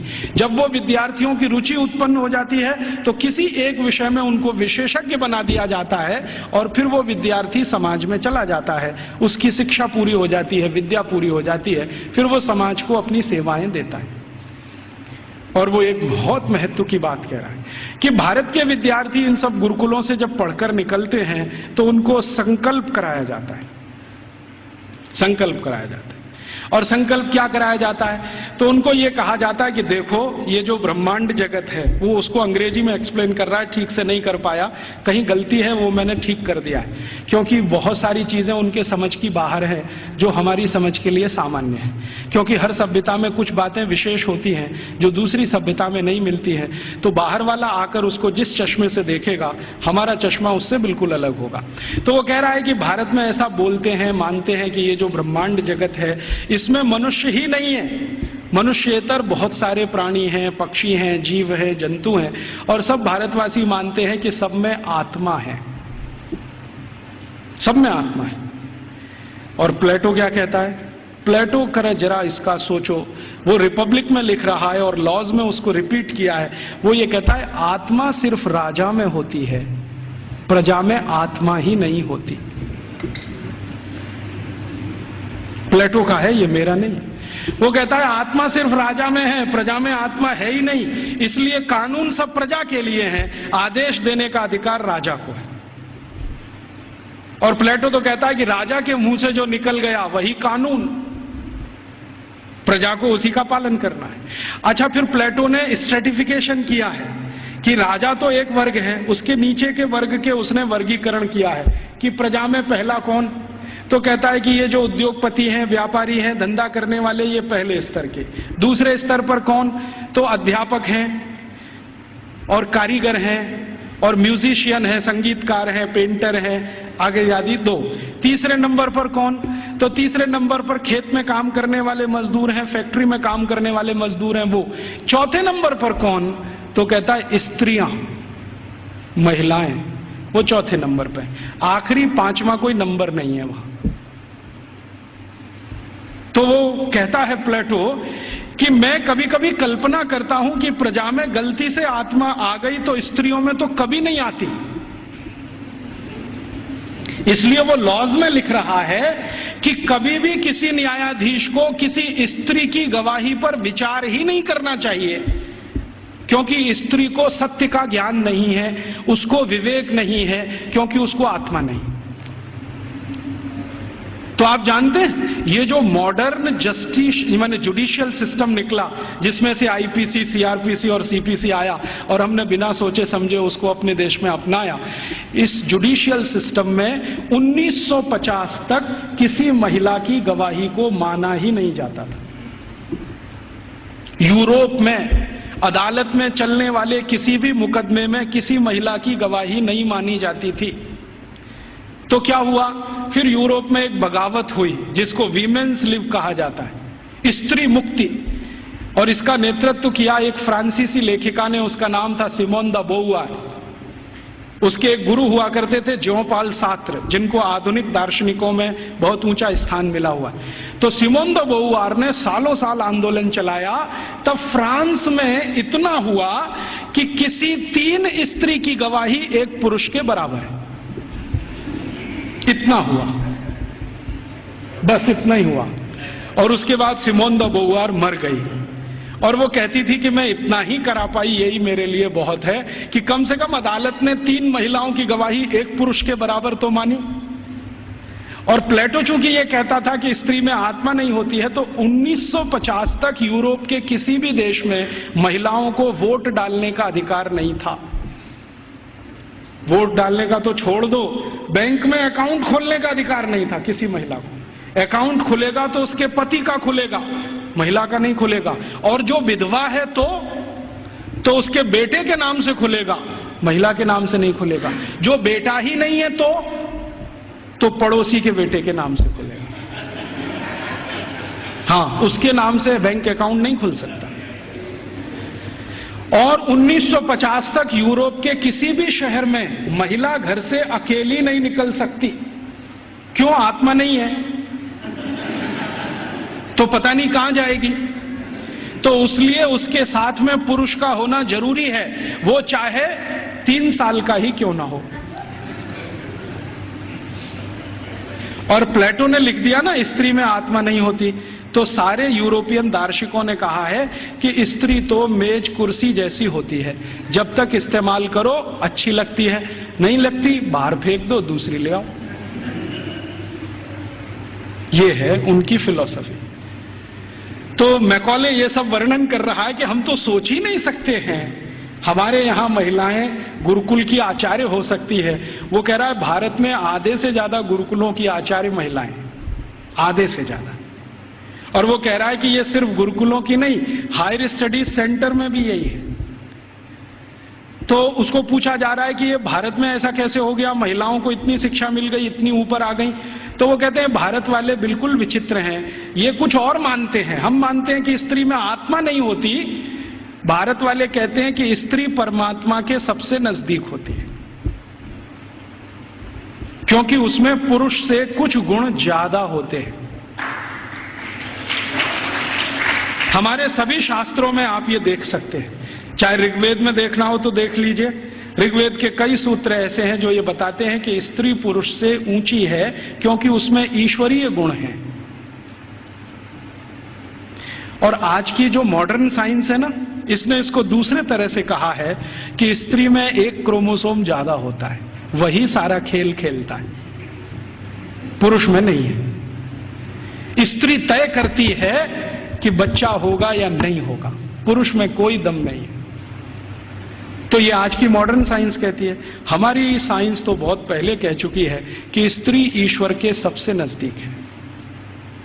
हमारे कई शास्त्रों में ऐसे सूत्र हैं जो ये कहते हैं कि जब समाज को ये पता न चले कि क्या करना क्या नहीं करना, तो स्त्रियों से पूछो, वो बताएंगी कि क्या करना। क्यों? क्योंकि उनको फंक्शनल नॉलेज सबसे ज्यादा होती है। फंक्शनल नॉलेज हम समझते हैं, जो क्रियात्मक ज्ञान है, जिससे कुछ हो जाता है, ऐसा ज्ञान उनको सबसे ज्यादा है। और फालतू ज्ञान पुरुषों को बहुत होता है।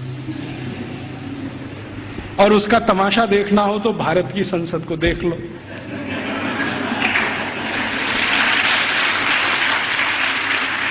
देखा आपने संसद में जो पुरुष सांसद हैं वो मां बहन की गालियां देते हैं और स्त्री सांसदों को चुपचाप निकल जाना पड़ता है। भारत में पता है क्या मान्यता है? भारत में मान्यता यह है कि भाषा का विकास स्त्रियों ने ही किया है। भाषा का विकास स्त्रियों ने ही किया है। पुरुष की ताकत नहीं है भाषा का विकास करने। क्यों? क्योंकि भारतीय भाषाओं में, भारतीय भाषाएं पता है? संस्कृत, तमिल, तेलुगु, कन्नड़, मलयालम, बंगाली माने बंगला, आसामी, उड़िया, ये सब भारतीय भाषाएं। और हिंदी उर्दू मिलने से पहले, अभी तो हिंदी नहीं रही है, उसमें बहुत कुछ उर्दू घुस गई है, फारसी पता नहीं क्या क्या घुस गया। तो हिंदी उर्दू मिलने से पहले और बाकी सब भारतीय भाषाएं, आपको मालूम है इनमें गालियां नहीं है, एक भी गाली नहीं है। और गाली नहीं है तो यह सिद्ध करता है कि यह भाषा स्त्रियों ने ही रची है। हाँ, क्योंकि स्त्रियों में कितना भी गुस्सा हो, गाली नहीं निकलती उनके मुंह से, क्योंकि ईश्वरीय गुण है उनमें कुछ। तो मैकॉले कह रहा है कि भारत में स्त्री ईश्वर के नजदीक है, परमात्मा के नजदीक है। और वो एक सूत्र सुना रहा है, पता नहीं उसको कहां से मिल गया। वो कहता है भारत के लोग ऐसा कहते हैं कि स्त्री के बिना मोक्ष नहीं होता। और ये एक दिन मुझे भी अनुभव हुआ है। मैं दक्षिण भारत में गया था, एक गांव में व्याख्यान देने।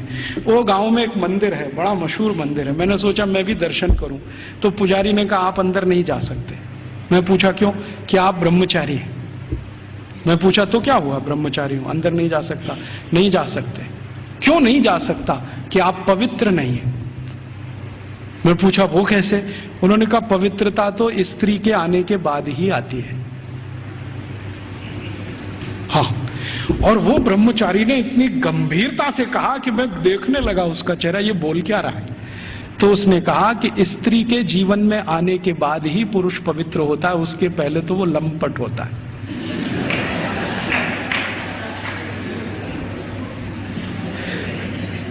तो मंदिर में मुझे घुसने नहीं दिया उसने। और वो कहता आप तो क्या, हजारों साल से यहां कोई भी व्यक्ति बिना पत्नी के मंदिर में गया नहीं है। तो मैंने कहा ठीक है, फिर कभी हो तो सोचूंगा। तो मैं वापस चला आया। ये बात को मैकॉले बोल रहा है वहां कि भारतवासी बोलते हैं कि मोक्ष स्त्री के साथ ही होता है। और हमारे सभी ऋषि मुनि गृहस्थ थे, सदगृहस्थ थे, ब्रह्मचारी नहीं थे। मैंने जितने ऋषि मुनियों को आज तक पढ़ा है, सबको तो नहीं पढ़ा लेकिन जितने को पढ़ा है, सब गृहस्थ थे। इसलिए गृहस्थ आश्रम कोई ऊंची चीज है हमारे यहां। तो ये वो बोलता है कि जब ऊंची चीज आपके पास है तो उससे और ऊंची प्राप्त करने की ताकत है। जो ऊंची नहीं है तो ज्यादा ऊंची तो मिलेगी नहीं। तो भारत में तो स्त्री का ये हैसियत है कि वो अगर नहीं है तो परिवार नहीं है, समाज नहीं है, संस्कार नहीं है, भाषा नहीं है, ज्ञान नहीं है। इसलिए भारत में स्त्रियां तो बहुत ऊंची हैं। फिर वो कहता है कि हमारे यहाँ इंग्लैंड में तो गांव-गांव में स्त्रियों को मारते पीटते हैं, जला भी दे देते हैं। आपको मालूम है यूरोप में 2500 साल एक परंपरा चली है, विच हंटिंग। बहुत किताबें लिखी गई हैं इसमें, बहुत लिखा। विच हंटिंग समझते? विच माने क्या कहना चाहिए हिंदी? डायन, डायन, डायन कहते हैं ना। डायन को ढूंढना और उसको मारना, ये बहुत बड़ा खेल चलता था यूरोप के सभी देशों में, Germany, France, Sweden, Switzerland, Denmark, Norway, सब देशों में, और 2500 साल चलता था। गांव में ढूंढ ढूंढ के ऐसी महिलाओं को मारा जाता था जिनके पति की मृत्यु हो गई हो, तो मान लिया जाता था ये तो हो गई है और इसको हंट करना है, माने मार देना है। उनको जिंदा जलाना, कभी उनको जमीन में खड्डा खोद के गाड़ देना, बाल पकड़ के उनको खींच लेना, तरह तरह के अत्याचार उनके ऊपर होते थे। और किस देश में किस साल में कितनी महिलाओं को विच हंटिंग किया गया, इसके रिकॉर्ड्स आजकल मैं इकट्ठे कर रहा हूं। तो हमारे यहां जब सती प्रथा की कहानी चर्चित हुई ना विलियम बेंटिंक के द्वारा, उसी साल में इंग्लैंड में 2700 से ज्यादा महिलाओं को डायन कह के मार डाला गया, उसी साल में। अब हुआ क्या कहानी में कि विलियम बेंटिंक ने अपने देश में जो 2500 से ज्यादा महिलाओं को डायन मरवाया कह के, उसकी चर्चा तो की नहीं आज तक। एक किसी महिला को इस देश में डायन सिद्ध करके मरवा दिया, उसको इतना ग्लोरीफाई कर दिया कि भारत के सभी गांवों में यही होता है। और विलियम बेंटिंक को तो कुछ समझ भी नहीं थी, अकल भी नहीं थी। अभी थोड़े दिन पहले इस प्रश्न का मुझे उत्तर मिला। भारत देश में आप जानते हैं कि 4500 से ज्यादा वनवासी जातियां हैं, 4556 हैं कुछ वनवासी जातियां। जैसे गोंड हैं, वो एक वनवासी जाति है। ऐसे ही गोंड जैसे 4500 से ज्यादा समूह हैं। इनके बीच में मैं पिछले कुछ सालों से घूम रहा हूं और मैंने वहां देखा कि सती का मतलब क्या होता है, सती कहते किसको है। एक बार गोंड लोगों के एक बहुत बड़े सम्मेलन में मैं गया और वहां किसी को सती किया जाना था। मैंने कहा चल के देखूं ये होता क्या है सती होना। तो वहां हुआ ये था कि एक महिला के पति का देहांत हो गया, स्वर्गवास हो गया, और पति का स्वर्गवास हो गया तो उसकी अंतिम यात्रा के लिए गांव के लोग जा रहे हैं। अंतिम संस्कार वो ऐसे ही करते हैं जैसे हम करते हैं, अग्निदाह करते हैं, लकड़ियां इकट्ठी करते हैं। तो मैंने देखा कि उसकी पत्नी आती है और उसके चारों तरफ प्रदक्षिणा करती है और संस्कृत के मंत्र बोलते हैं। कभी कभी उनको भूल जाएं तो वो अपनी भाषा के मंत्र बोलने लगते हैं, लेकिन मंत्र उच्चार होता है, बराबर होता है, पूरे समय होता है। जितने समय तक लाश जलती है तब तक वो मंत्रोच्चार करते रहते हैं, कुछ ना कुछ बोलते हैं। तो मंत्रोच्चार हो रहा है, पत्नी उसकी प्रदक्षिणा कर रही है, तो एक चक्कर उसने लगाया और उनकी अपनी भाषा में सबके सामने हाथ जोड़कर कहा कि आज मेरे पति का स्वर्गवास हुआ है, समाज में ऐसा कौन सा समूह है जो मेरी सुरक्षा की जिम्मेदारी लेगा। वो प्रश्न पूछ रही है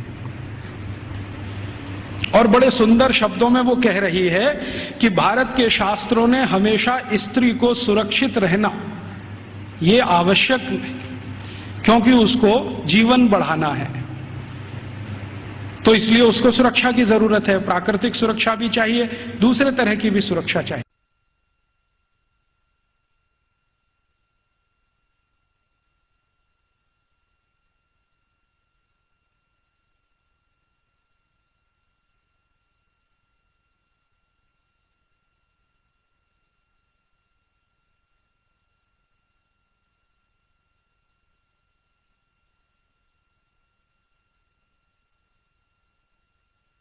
क्या मेरी बेटियां जिम्मेदारी लेंगी? बेटियों ने हां बोल दिया तो आ जाएगी, नहीं बोला तो फिर चौथा चक्कर लगाएगी। फिर वो पूछेगी कि क्या समाज के प्रतिष्ठित लोग, जिनको हम क्या कहें महाजन, महाजन लोग मेरी जिम्मेदारी लेंगे? अगर उन्होंने हां बोल दिया तो आ जाएगी, ना बोल दिया तो फिर चक्कर लगाएगी पांचवा। फिर वो पूछेगी कि इस समाज के आचार्य लोग, उपाचार्य लोग मेरी जिम्मेदारी लेंगे? अगर हां बोला तो उनके पास आ जाएगी, नहीं तो वापस। और आखिरी चक्कर सातवां जब लगाएगी तो वो पूछेगी कि क्या पुरोहित, पुरोहित हम समझते हैं पूजा पाठ करें, क्या पुरोहित मेरी जिम्मेदारी लेंगे? अगर पुरोहितों ने हां बोला तो उनके पास आएगी, नहीं तो चक्कर लगा के गांव छोड़ के चली जाएगी और गांव कहेगा कि वो सती हो गई। ये है सती होना। और इसको बिगाड़ दिया अंग्रेजों ने। क्या कहा कि उसको जबरदस्ती चिता में धकेल देंगे और ये कर देंगे। फिर वो जाति कहां है, उसके पीछे पीछे मैं गया तो उस गांव का कोई मंदिर होगा, वहां जाएगी और अपना बाकी जीवन उसी मंदिर में बिताएगी। वो ये कहती है कि जब कोई जिम्मेदारी नहीं लेगा तो अब भगवान मेरे लिए जिम्मेदारी लेंगे, तो मंदिर में जाके पूजा करेगी, पाठ करेगी, अपना जीवन उसी से चलेगा उसका। और जैसे ही वो मंदिर में जाके पाठ पूजा करने लगेगी तो समाज की आदरणीय हो जाएगी और सब उसको साष्टांग दंडवत प्रणाम करेंगे। फिर हम गोंड लोग कहेंगे कि ये हमारी सती है। हम उसको एक्सप्लेनेशन क्या देंगे? वो पति के साथ जिंदा जला दी गई, वो सती है। सती होना कोई ऊंचा कर्म रहा है इस देश में, हम उसको समझ नहीं पाए। अंग्रेजों ने जो डिस्क्रिप्शन दे दिया उसी को अंतिम मान के हमने अपना मान लिया कि ऐसा ही कुछ होता होगा। ये होता है, और ये सिर्फ गोंडों में ही नहीं होता, भीलों में भी होता है। गोंड हैं, भील हैं, जितने तरह की जनजातियां हैं, ज्यादातर में ये होता है। तो मैकॉले कह रहा है कि भारत में तो स्त्रियों का स्थान बहुत ऊंचा है, परिवार में ऊंचा है, समाज में ऊंचा है, भाषा उनके यहां से निकली है, फंक्शनल नॉलेज उन्होंने समाज को दिया है, इसलिए इनके लिए तो सब कुछ विशेष होता है। इसलिए गुरुकुलों में आचार्य स्तर पर बहुत स्त्रियां हैं, ये हैरानी की बात नहीं है। वो कहता हमारे समाज में उल्टी स्थिति है, स्त्रियों का स्थान सबसे नीचे है, इसलिए हमारे यहां हर काम में वो सबसे पीछे है। तो इस तरह की कुछ बातें हैं जो मैकॉले के डॉक्यूमेंट्स बताते हैं, और विलियम एडम ने इससे भी ज्यादा कुछ खोज की है और उसके डॉक्यूमेंट्स इससे भी आगे की कई बातें बताते हैं कि भारत के ये जो गुरुकुल हैं, इन गुरुकुलों का योगदान क्या है समाज में। तो विलियम एडम ने एक गुरुकुल की कहानी लिखी है अपने दस्तावेजों में। आंध्र प्रदेश में कावेरी नदी के पास विशाखापट्टनम से थोड़ा दूर एक गुरुकुल है, उसका नाम गांव का मैं भूल रहा हूं। तो वो गुरुकुल है, उसने क्या योगदान दिया है? तो वो कहता है विलियम एडम कि ये जो गुरुकुल है ये बहुत पुराना है और उसके दस्तावेज पुराने हैं। 12वीं शताब्दी का वो गुरुकुल है, और वो गुरुकुल है सिविल इंजीनियरिंग का, कंस्ट्रक्शन में सिविल इंजीनियरिंग का। तो कहता है इसका योगदान क्या है? तो विलियम एडम कहता है कि इस गुरुकुल के विद्यार्थी और आचार्यों ने मिलकर कावेरी नदी पर एक डैम बनाया है, बांध बनाया है, जो दुनिया का सबसे पहला बांध है। मुझे नहीं मालूम था विलियम एडम के डॉक्यूमेंट्स पढ़ने के पहले कि दुनिया का सबसे पहला बांध भारत में बना है। फिर जैसा उसने डिस्क्रिप्शन दिया है उसको खोजते खोजते मैं पहुंच गया एक दिन, और अपनी आंखों से देख के आया कि वो डैम अभी तक जीवित है। उस डैम पर तेलुगु भाषा में एक पत्थर लगा हुआ है जिस पर तारीख है सन 1238 में वो बना है। आज से लगभग 800-825 साल पुराना है। और वो डैम की विशेषता क्या है? पत्थर और चूने से बना है। और आप जानते हैं दक्षिण भारत में सबसे ज्यादा प्रवाह वाली नदी है कावेरी। कावेरी जो है ना पेरेनियल रिवर है, साल के 12 महीने पानी रहता है उसमें, और पानी का फ्लो सबसे तेज है और पानी का दबाव भी उसका सबसे तेज है। तो कावेरी नदी पर जहां सबसे तेज गति से पानी बहता है उस नदी पर बांध बना दिया। बांध की लंबाई कितनी है और उसकी चौड़ाई कितनी है? लगभग 1 किलोमीटर, 1.5 किलोमीटर के आसपास उसकी लंबाई है। 1.5 किलोमीटर लंबा बांध है। और बांध बनाया कैसा है? ऐसा है जैसे जेड होता है ना, जेड ऐसे फिर ऐसे फिर ऐसे फिर ऐसे फिर ऐसे जेड शेप में पूरा बांध है। तो वो वर्णन कर रहा है विलियम एडम कि ये गुरुकुल के विद्यार्थी और आचार्यों ने बनाया है। इसकी विशेषता क्या है? तो विशेषता ये है कि ये जेड शेप में है। जेड शेप में क्यों बनाया? स्ट्रेट लाइन में क्यों नहीं बना दिया? एक रेखीय रेखा में क्यों नहीं बना दिया? तो कहता है इसका जवाब मुझे नहीं मालूम क्यों बनाया। बहुत दिन मैं भी सोचता रहा कि ऐसा क्यों है। अब मेरे समझ में आया थोड़े दिन पहले कि ये जब सीधी रेखा में आप कोई दीवार बनाए और पानी बहुत तेज गति से आए तो दबाव इतना ज्यादा है कि बहुत जल्दी वो टूट जाएगा। लेकिन अगर आप उसी सीधी रेखा की दीवार को ऐसे ऐसे कर दो तो पानी का प्रेशर डाइवर्ट हो जाएगा और वो डैम कभी भी नहीं टूटेगा। अब समझ में आया कि वो 825 साल से कैसे जिंदा है। तो वो बोल रहा है कि ये एक गुरुकुल ने बनाया हुआ है, और वो गुरुकुल विशाखापट्टनम के नजदीक कभी चला करता था। मैं जब गया इसको देखने के बाद हैदराबाद लौटा तो उनकी जो आर्काइव्स है उसमें गया, तो आर्काइव्स में उसके डॉक्यूमेंट्स मुझे मिल गए और गजट में भी इसके बारे में वर्णन है। तो वो कह रहा है विलियम एडम कि भारत के गुरुकुल में पढ़ने वाले विद्यार्थी और उनको पढ़ाने वाले आचार्य कितने समाज के काम करते हैं, उसका ये नमूना है। राजा डैम नहीं बनाते, विद्यार्थी और उनके अध्यापक मिलकर डैम बना देते हैं। और विलियम एडम लिख रहा है कि भारत में ऐसे हजारों तालाब गांव-गांव में विद्यार्थियों ने और उनके अध्यापकों ने बना दिए। ऐसी हजारों गौशालाएं गांव-गांव में विद्यार्थियों ने और अध्यापकों ने बना दी। ऐसी हजारों समाज उपयोगी चीजें जैसे धर्मशालाएं, कुएं, पानी की रहट, ये सब विद्यार्थियों ने अध्यापकों के साथ मिलकर बना दिए। तो विलियम एडम कह रहा है कि भारत के गुरुकुल सिर्फ शिक्षा का केंद्र या विद्या का केंद्र ही नहीं है, ये गुरुकुल अपने विद्यार्थी और अध्यापकों के साथ मिलकर समाज के इतने बड़े काम कर रहे हैं जो वर्षों वर्षों तक भारत के लोगों के उपयोग में आने वाले हैं। तो इस तरह की थी हमारी शिक्षा व्यवस्था।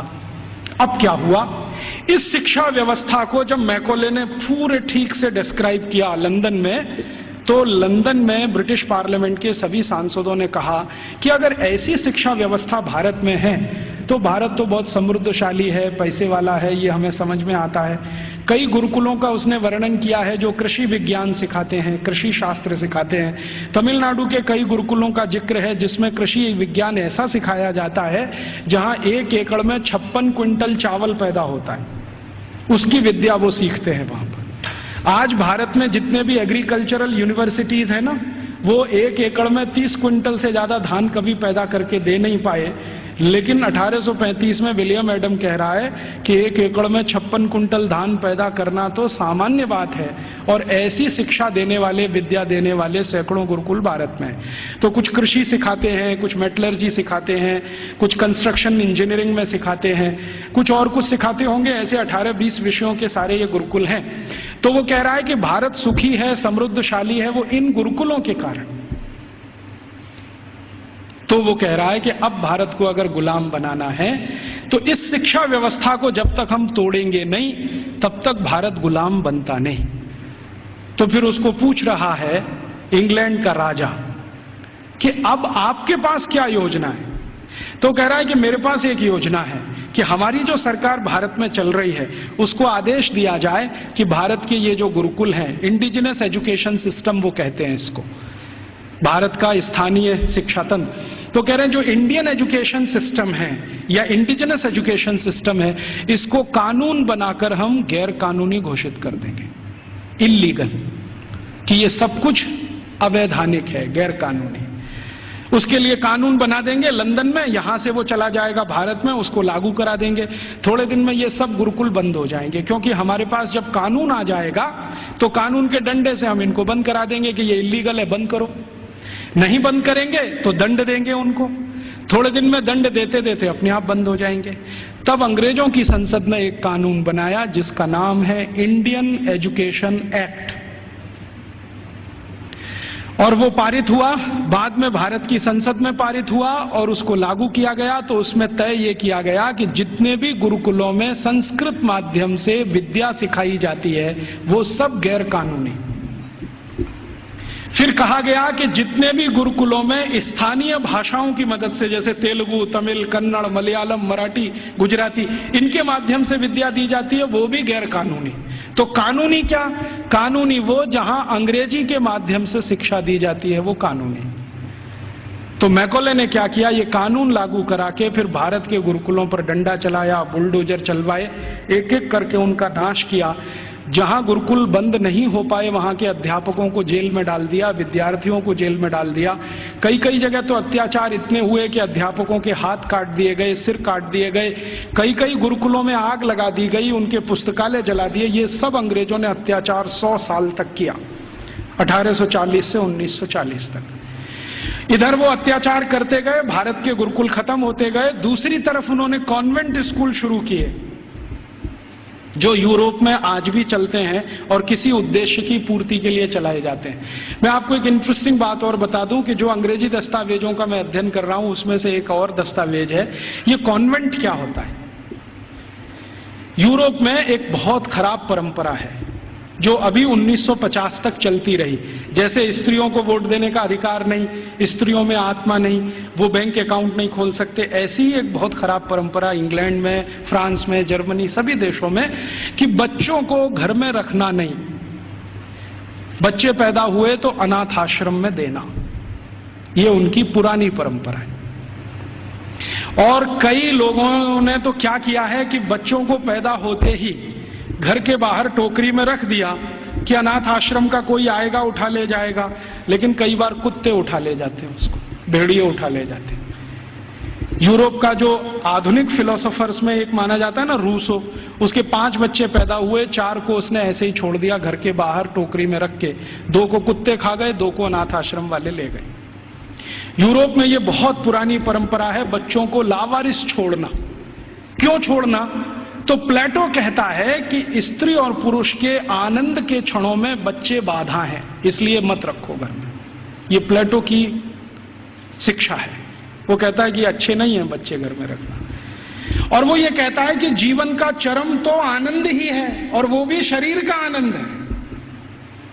वो कहता है जीवन तो इसी के लिए मिला है कि हम शारीरिक आनंद की प्राप्ति करें, और बच्चे इसमें बाधा हैं, तो बच्चों को रखना नहीं घर में, तो छोड़ देना। तो वहां बच्चे छोड़ने की परंपरा है। अब बच्चे छोड़े जाते हैं तो राजा उनकी व्यवस्था करे छोड़े हुए बच्चों की। तो राजा कुछ संस्थाएं खड़ी करता है, उन संस्थाओं को कॉन्वेंट कहते हैं। कॉन्वेंट माने लावारिस बच्चों को पालने वाली संस्थाएं, अनाथ बच्चों को पालने वाली संस्थाएं। कॉन्वेंट माने अनाथ बच्चों के स्कूल, लावारिस बच्चों के स्कूल। तो यूरोप में ये कॉन्वेंट चलते हैं। तो ये मैकॉले कह रहा है कि भारत में भी यही चलाएंगे हम। तो कोई सांसद उससे पूछ रहा है कि भारत में कोई अनाथ होता है? उसने कहा होता तो नहीं है, लेकिन हम बनाएंगे। होता तो कोई नहीं है, क्योंकि भारत में किसी बच्चे के माता पिता भी मर जाएं तो उसके चाचा चाची है, ताऊ ताई है, मामा मामी है, मौसा मौसी है, बुआ फूफा, कोई तो लेगा उसको। यूरोप में तो है माता पिता, तो भी छोड़ देंगे। तो यूरोप में ये जो लावारिस बच्चे हैं, इनको पालने के लिए कॉन्वेंट खड़े किए जाते हैं। कॉन्वेंट को चलाने वाले ज्यादातर क्रिश्चियन इंस्टीट्यूट होते हैं या चर्च होता है। राजा चर्च को दान देता है और उस पैसे से ये सब चलते हैं। तो सबसे पहला कॉन्वेंट इस मैकॉले ने भारत में खुलवाया, कलकत्ता में। और उस कॉन्वेंट में कोई पढ़ने नहीं आता था, तो इसने दूसरा कानून बनवाया कि जो भारतवासी ईस्ट इंडिया कंपनी और अंग्रेज सरकार की नौकरी करेंगे और कलकत्ता में रहेंगे, उनको अपने बच्चे यहां भेजना आवश्यक है, नहीं तो नौकरी जाएगी। तो जबरदस्ती भारतवासी जो उनके यहां काम करते थे, उन्होंने अपने बच्चे भेजना शुरू किया। फिर धीरे धीरे एक कॉन्वेंट से 2 हुआ, 2 से 3 हुए, 3 से 10, 10 से 20, 50, 100, अब हजारों हो गए। अब भारत में ऐसा कोई गांव नहीं जहां कॉन्वेंट नहीं। तो मैकॉले ने एक विष बीज डाल दिया जो अभी वट वृक्ष बन के फैल गया। अब तो ऐसे ऐसे कॉन्वेंट स्कूल हैं इस देश में, बजरंगबली कॉन्वेंट स्कूल। आपको देखना हो तो मैं दिखा सकता हूं आपको। बंबई में है, ग्रांट रोड के पास है, रेलवे स्टेशन से बिल्कुल सटा हुआ, बजरंगबली कॉन्वेंट स्कूल।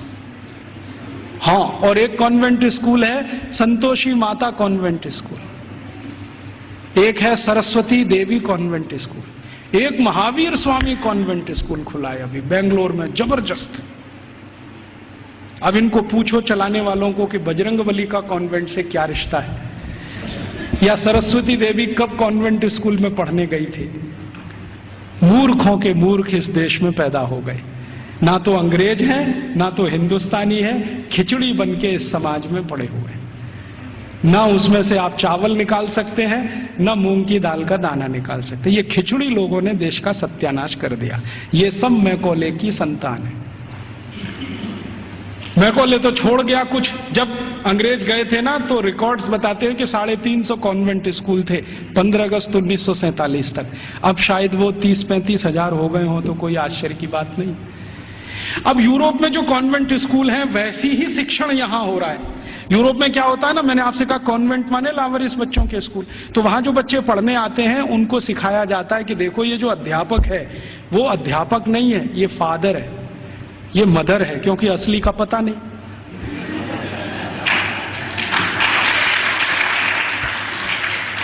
असली का तो कुछ पता नहीं, लावारिस है, किसका है बाप उसका और कौन है उसकी माँ। तो स्कूल में जो पढ़ाने वाले होते हैं ना टीचर, तो पुरुष है तो फादर, माने ओल्ड एज है तो फादर, और यंग एज है तो ब्रदर, और ओल्ड लेडी है कोई तो मदर, और यंग लेडी है तो सिस्टर। तो कॉन्वेंट में उनको बुलवाते हैं, ये फादर है, ये मदर है, ये ब्रदर है, ये सिस्टर है, क्योंकि असली नहीं है। अब हमने भारतवासियों ने बिना सोचे नकल कर लिया उसका। हमारे यहां तो घर में है असली, और कॉन्वेंट में जा रहा है बच्चा तो वहां हो गए नकली, और वहां उसको मदर फादर ही बोलना पड़ता है। अब भारतीय परंपरा में यह है कि किसी बच्चे की दो माताएं तो हो सकती हैं, बाप दो नहीं होते कभी। भगवान कृष्ण की दो माताएं थी, एक ने जन्म दिया, एक ने पाला। रामचंद्र जी मानते हैं कि मेरी 3 माँ हैं, एक ने जन्म दिया है, बाकी 2 प्रेम दे रहे। तो माताएं 2 हो सकती हैं, 3 हो सकती हैं, बाप हमेशा एक ही होता है। अब हमारे कॉन्वेंट में पढ़ने वाले नौनिहालों के हर एक के 2-2 बाप हैं।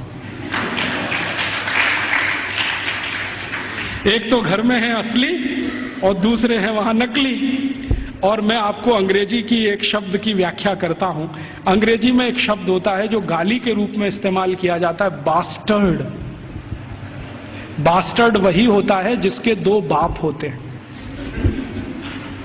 तो हमने अपने अपने नौनिहालों को सबको बास्टर्ड बनाने का धंधा शुरू कर दिया है, और बड़े गर्व से कहते हैं मेरा बेटा सेंट मैरी कॉन्वेंट में जाता है, जीसस कॉन्वेंट में जाता है, फलाने कॉन्वेंट में, ढिमा के कॉन्वेंट में। फिर उन कॉन्वेंटों में बड़ी बड़ी विचित्र विचित्र चीजें सिखाई जाती हैं। आजकल सिखाया जाता वैलेंटाइन डे, सेलिब्रेट करो वैलेंटाइन डे। ये वैलेंटाइन का किस्सा क्या है? वैलेंटाइन का किस्सा ये है कि यूरोप में, मैंने कहा ना बच्चों को साथ रखने की परंपरा नहीं है, ऐसी ही एक बहुत खराब परंपरा है बिना शादी के साथ रहने की। एक शब्द चलता है यूरोप में, लिव इन रिलेशनशिप, माने शादी तो करनी नहीं है लेकिन साथ में रहना है। और ये क्यों ऐसा है? इसमें छुटकारा आसान है, सवेरे किया शाम को निकल गए, कहीं दूसरे के घर में घुस गए, फिर तीसरे के, फिर चौथे के। तो जैसे कुत्ते घूमते रहते हैं ना, ऐसे। लिव इन रिलेशनशिप माने कुत्ता संस्कृति। लेकिन मुझे कई बार लगता है भारतीय कुत्तों से भी ज्यादा खराब यूरोपियन कुत्ता संस्कृति। भारतीय कुत्ते फिर भी थोड़े वफादार हैं, यूरोप वाले तो उतने भी नहीं है।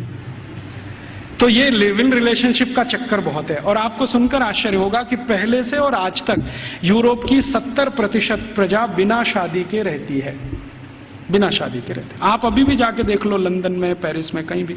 अमेरिका में तो ये प्रतिशत 78% है, बिना शादी के रहते। अब बिना शादी के रहते हैं तो पत्नियां बदलती हैं, माफ करो पत्नी तो हो ही नहीं सकती, स्त्रियां बदलती रहती हैं। उनको वो विचित्र विचित्र नामों से संबोधित करते हैं। इंग्लैंड में एक नाम चलता है मिसिज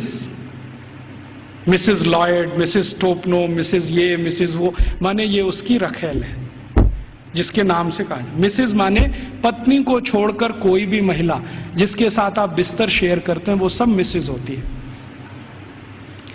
तो वहां तो ये है सारा खेल, स्त्रियां तो शादी के बिना, पुरुष तो शादी के बिना। तो कभी कभी बीच बीच में यूरोपियन लोगों को कुछ अच्छे विचार भी आ जाते हैं। तो 4वीं शताब्दी में, आज से लगभग 1600 साल पहले, एक व्यक्ति पैदा हो गए रोम में, उनका नाम था वैलेंटाइन। वो चर्च के पादरी हो गए। उन्होंने भारत का साहित्य कुछ पढ़ा। भारतीय साहित्य बहुत जगह फैला है, हम सब जानते हैं। तो वो पढ़ लिया, उनके विचार बदल गए। उनका कहना है कि सबको शादी करके ही रहना चाहिए। और वो प्रचार करने लगे गांव गांव घूम के कि भाई शारीरिक संबंध बनाओ तो पहले शादी करो। तो राजा जो था उस समय, क्लॉडियस नाम का एक राजा था रोम में, वो कहता था आप ये क्या बकवास करते हैं। वो कहते थे ये बकवास नहीं है, बहुत अच्छी जीवन पद्धति है, पूर्वी भारत में, पश्चिम भारत में सब जगह यही चलती है, वहां के लोग बहुत अच्छे हैं, स्त्रियां बहुत अच्छी हैं, आप भी अगर इसमें आ जाओ तो बहुत अच्छा होगा, बीमारियां कम हो जाएंगी वगैरह वगैरह, समाज व्यवस्थित हो जाएगा। तो वो घूमते थे गांव गांव, प्रचार करते थे भाई शादी करो, शादी करो, शादी करो। और राजा जो होता था वो रोकता था कि शादी क्यों करना, हमारी तो परंपरा है बिना शादी के रहना। तो राजा और वैलेंटाइन का झगड़ा चलता था। तो वैलेंटाइन साहब क्या करते थे कि जो भी शादी करने को तैयार हुआ उसको अपने चर्च में बुलाते थे और उसकी शादी करते थे। यह सिलसिला उन्होंने 20-25 साल चलाया। अब वो राजा बहुत परेशान हो गया, तो एक दिन उसने वैलेंटाइन को फांसी पर लटकाने का आदेश दे दिया। तो 14 फरवरी सन 498 को वैलेंटाइन को फांसी पर लटका दिया गया।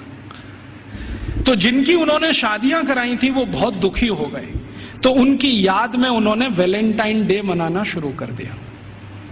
तो ऐसे वैलेंटाइन डे आया। अब उनके कॉन्वेंट में वैलेंटाइन डे मनाते हैं, अब हमारे भी कॉन्वेंट में चालू हो गया वैलेंटाइन डे, वैलेंटाइन डे। यहां तो कोई समस्या नहीं है शादी करके रहने की, वहां तो शादियां ही नहीं होती हैं। अब हमारे स्कूलों में वैलेंटाइन डे मनाता है, तो बच्चे क्या करते हैं, ग्रीटिंग कार्ड खरीदते हैं, अपनी अम्मा को देते हैं would you be my valentine, फिर बाप को भी दे देते हैं would you be my valentine. इन मूर्खों को पता ही नहीं कि वैलेंटाइन थे कौन, इसका मतलब क्या है। अम्मा को पूछ रहे हैं would you be my Valentine.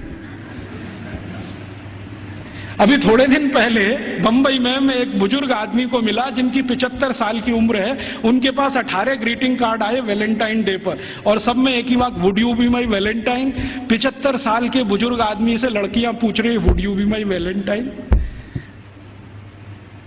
ऐसा अधकचरापन है। ये सब कॉन्वेंट में से हमारे बच्चे सीख सीख के निकल रहे हैं।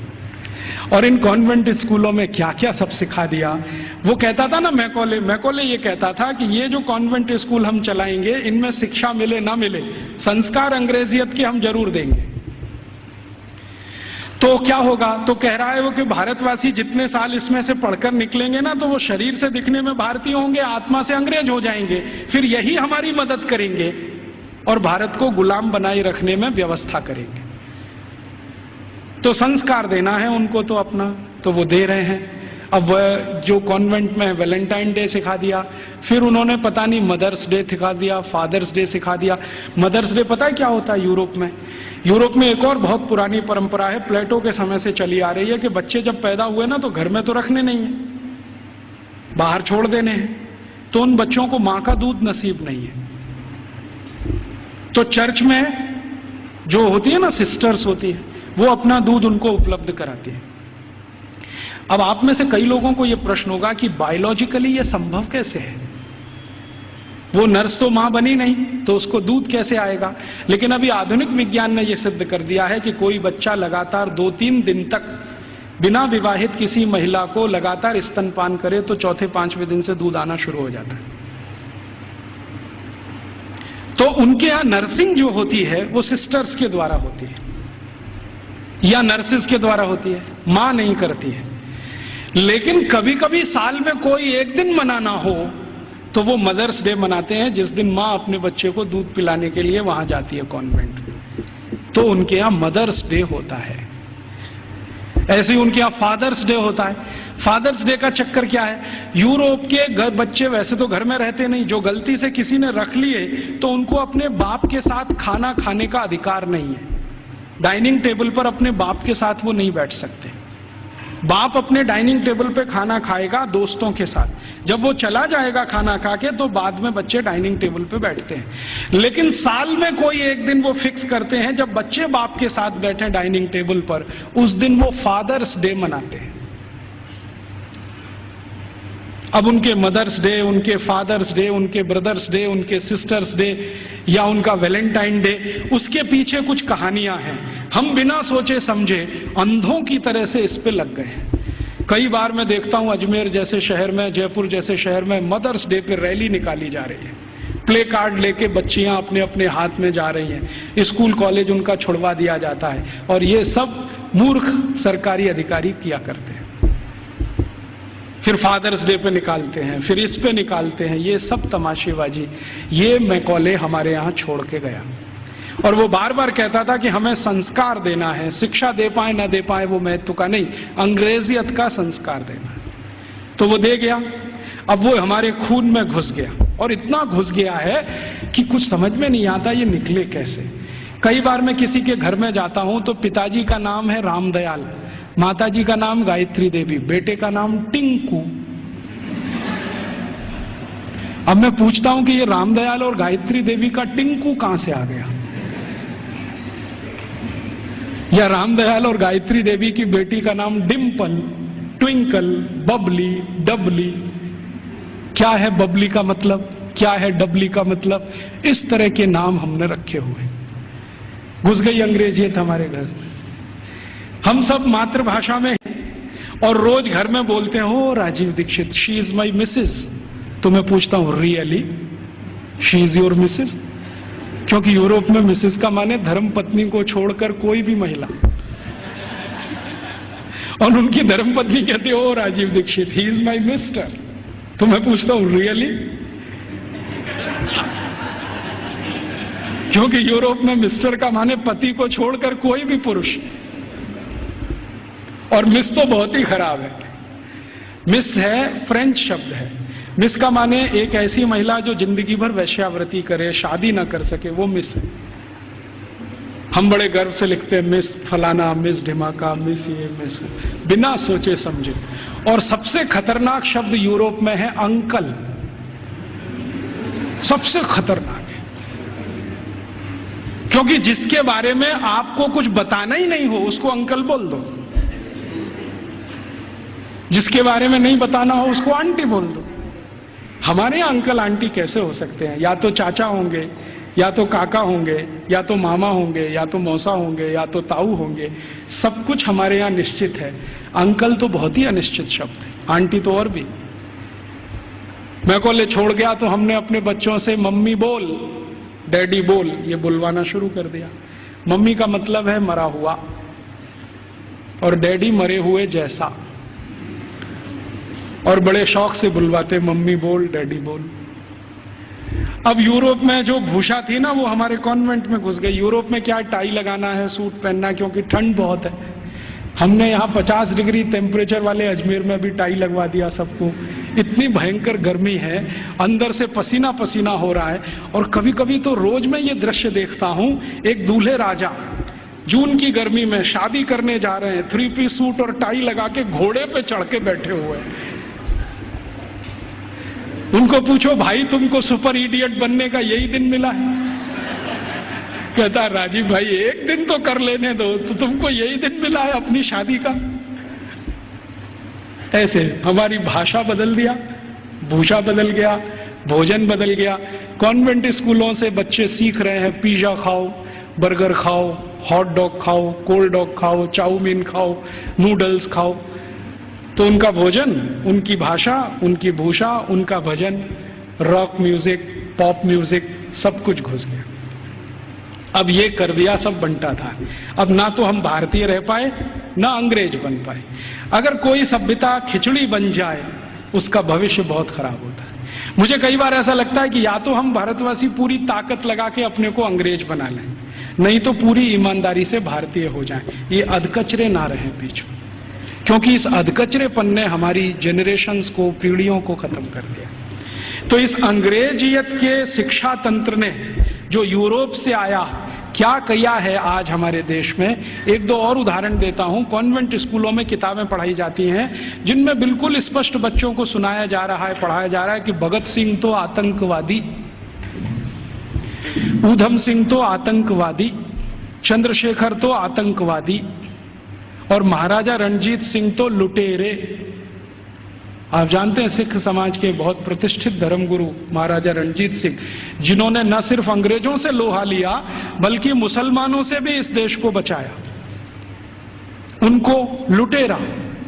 हमारे भारत में एक जाति है जिसको जाट कहते हैं। जाटों के बारे में अंग्रेज ये कहा करते थे कि इनकी ताकत बहुत है, इसलिए उन्होंने जाट रेजिमेंट बनाया। आपको मालूम है जाट रेजिमेंट?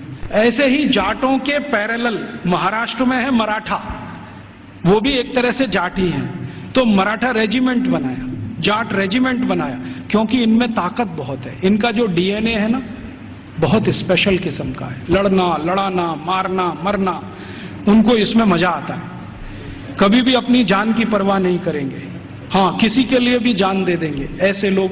तो जाटों को अंग्रेजों ने लिख मारा और कॉन्वेंट स्कूलों में पढ़ाया जा रहा है अंग्रेजों के जर खरीद गुलाम।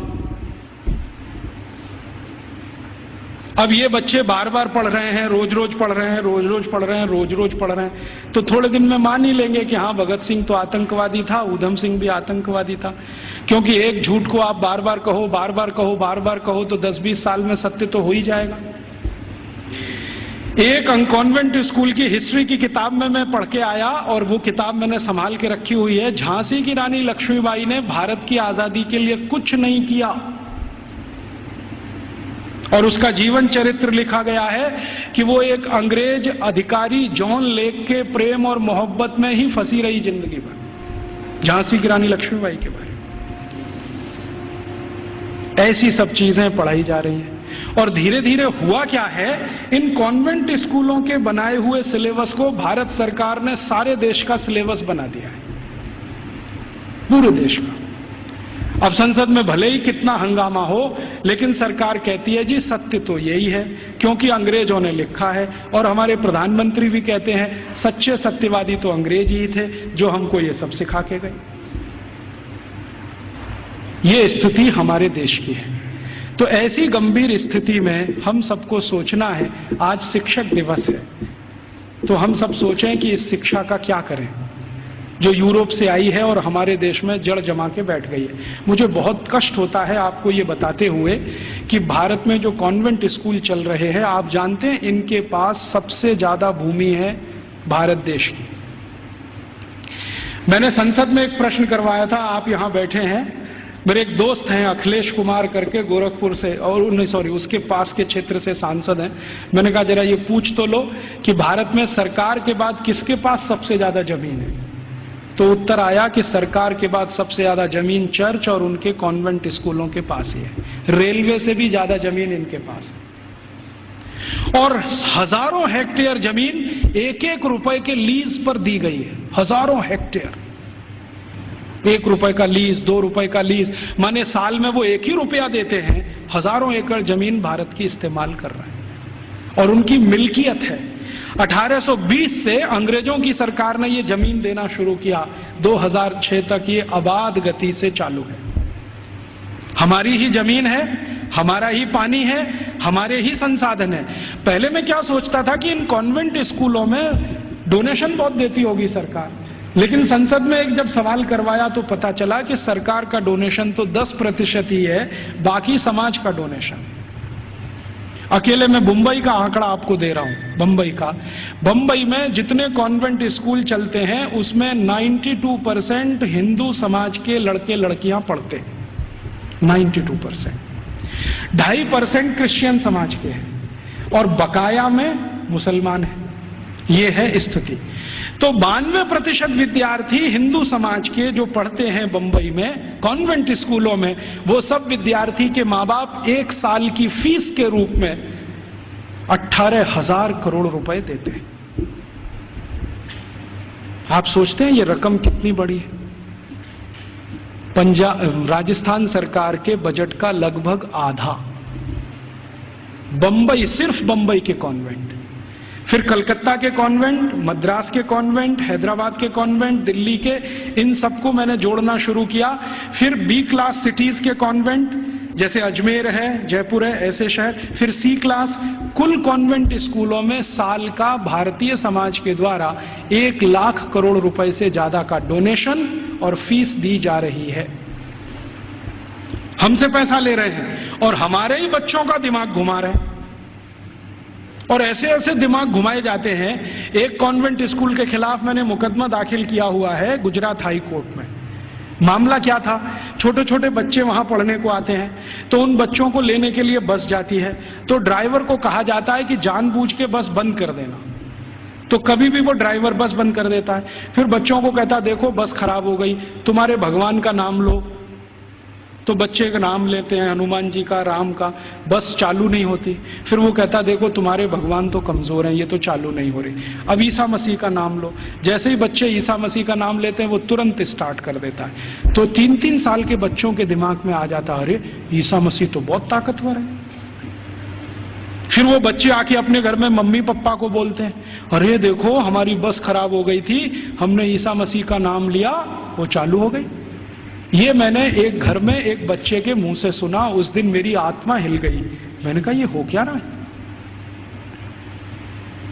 आज मैं आपके यहाँ आने से पहले शाहपुरा एक छोटे से नगर में था, तो वहां पर राम स्नेही संप्रदाय के एक बड़े संत हैं। उन्होंने तो कहा कि इतना ही नहीं होता, कॉन्वेंट स्कूल में आगे भी होता है। बच्चे जो छोटे छोटे होते हैं ना, जिनके मन भोले भाले हैं, उनको एक खेल खिलाया जाता है कि उनके राम और कृष्ण है ना, उनकी मूर्तियां बनाई जाती हैं मेटल्स की और बच्चों को दिया जाता है। फिर वो कहते हैं कि स्विमिंग पूल में इनको तैराओ, तो बच्चे उनको डाल देते हैं, वो सब डूब जाती है क्योंकि मेटल्स की।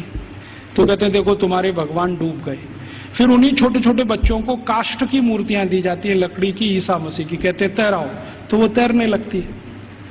तो बच्चों को कहते हैं देखो ईसा मसीह इतने ताकतवर हैं कि वो तैर सकते हैं, रामकृष्ण तो डूब गए, तो तुमको भी तो लोकमान्य तिलक की इस बात को फिर याद करें, दुश्मन हमसे ताकतवर है, बहिष्कार करो और असहयोग करो। बाद में गांधी जी ने उसको और तेज से कहा। हम इन कॉन्वेंट स्कूलों को और इस एजुकेशन को हटाना चाहते हैं यूरोपियन, तो इसके लिए असहयोग करो और बहिष्कार करो। मतलब मैंने आपसे कहा कि 92% विद्यार्थी हमारे हैं जो वहां पढ़ने जा रहे हैं, इनको रोको।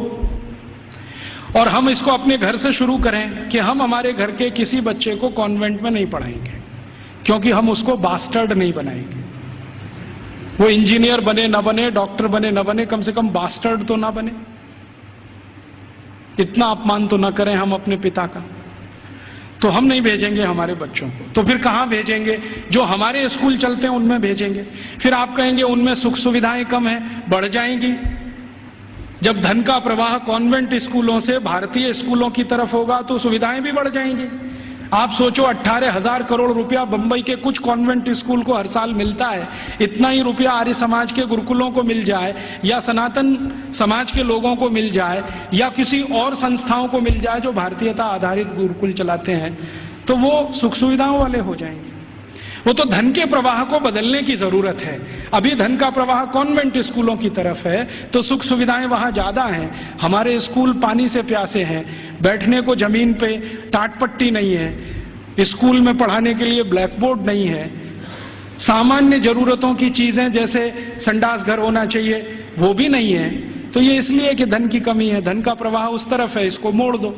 तो समाज में एक बहस चले इस पर कि ये कॉन्वेंट स्कूल आए कहां से हैं, उनके यहाँ शिक्षा की क्या स्थिति रही है, तो शायद इसमें से एक समझ बने और ये समझ हिंदुस्तान में अगले 2-3 वर्षों में कोई अभियान का स्वरूप ले और ये अभियान हिंदुस्तान के इस विश्व बीज को उखाड़ कर फेंक दे, ऐसी भावना मेरे मन में है। मैंने इसके लिए एक और प्रयास शुरू किया है। बहुत लोग जब कहते हैं कि राजीव भाई विकल्प दो, तो हमने खुद अपने इस आजादी बचाओ आंदोलन की तरफ से 6 गुरुकुल बनाना शुरू किया है और वो लगभग 1 साल में शुरू हो जाएंगे। उन सभी गुरुकुलों को वैसे ही पढ़वाना है जैसे कभी 200 साल पहले था। वही 18 विषय हमने चुने हैं जो 200 साल पहले पढ़ाए जाते हैं। और हमारे गुरुकुलों की ये मान्यता रही है कि शिक्षा और विद्या सबके लिए, किसी एक के लिए नहीं। पैसा है या नहीं ये महत्व का नहीं है, शिक्षा और विद्या हर एक के लिए।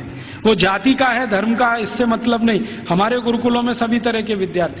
आप तो जानते हैं कि भारतीय शास्त्र कहते हैं कि शिक्षा, विद्या और न्याय और चिकित्सा सबको निःशुल्क उपलब्ध होनी चाहिए, बिना किसी भेदभाव के।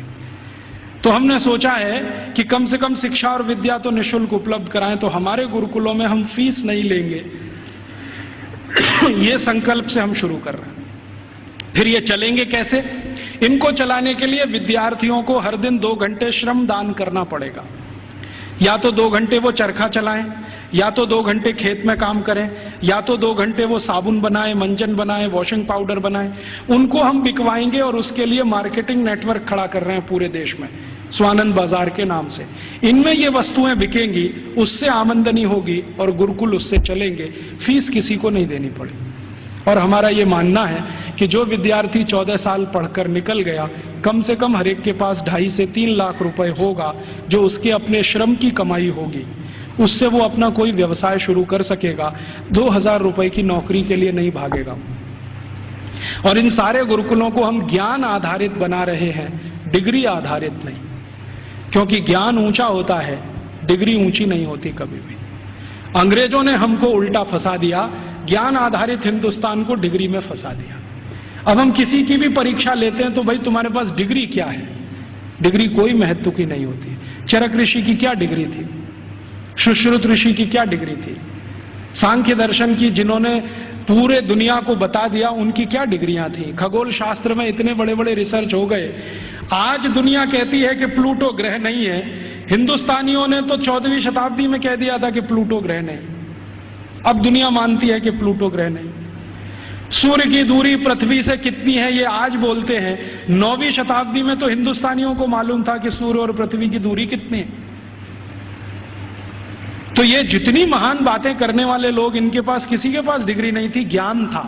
ज्ञान ऊंचा होता है, डिग्री नहीं होती। तो हम वही ज्ञान आधारित शिक्षा और विद्या लाना चाहते हैं। अभी शुरू में हम शायद माइनॉरिटी में होंगे, लेकिन हर माइनॉरिटी समय में मेजॉरिटी हो जाती है। कौन जाने कल को ये अभियान चल पड़ा तो बहुत बड़ा हो जाएगा। शुरुआत तो 1-2 से ही होती है, बड़ा होते होते तो बहुत बड़ा सागर बन जाता है। भगत सिंह तो अकेला था, फांसी पे गया, उसके साथ सुखदेव राजगुरु अकेले थे। सबसे पहले तो मंगल पांडे अकेला था, क्योंकि उसकी छावनी में कोई मदद करने को तैयार नहीं। फिर देखो कि हजारों लाखों मंगल पांडे हुए। तो आज हम शुरू कर रहे हैं, हो सकता है थोड़े दिन में ये हजारों लाखों हो जाए, लेकिन इसमें आप सबका प्रयास होगा तो होगा, अकेले हम करेंगे तो नहीं होगा। तो आप भी इसमें लगें, हम भी लगे हैं, और आप में से जो आर्य समाजी हैं उनके लिए तो ये बहुत आसान है। मैंने एक पाठ्यक्रम तैयार किया है, आर्य समाज के जितने गुरुकुल भारत में चलते हैं उनको हम वो दे सकते हैं। हमारा उस पर कोई कॉपीराइट नहीं है, सबको कॉपी करने का कंप्लीट राइट है, क्योंकि हम मानते नहीं कि ज्ञान पर किसी का विशेष अधिकार है। ज्ञान तो सबके लिए, मैंने कहीं से लिया आपको दिया, आप किसी और को दे दीजिए। तो आर्य समाज के सभी गुरुकुलों को मैं दे सकता हूं और दूसरे गुरुकुलों को दे सकता हूं, वहां भी ये साथ साथ शुरू हो जाए, हम प्रयास करें, आप भी करें, तो हो सकता है 3-4 साल में इस देश की शिक्षा का ढांचा और दिशा दोनों बदल जाए। ऐसे अभीष्ट की कामना करके आपके पास आया, आपने बड़े ध्यान शांति से सुना, आपका आभारी हूं। इन बातों को किसी और को भी सुनाएंगे तो और आभारी रहूंगा। कुछ बातें ऐसी मैंने कही हों जो आपको अच्छी न लगी हो तो उनको यहीं छोड़कर जाइए, उसके लिए माफी चाहता हूं। धन्यवाद।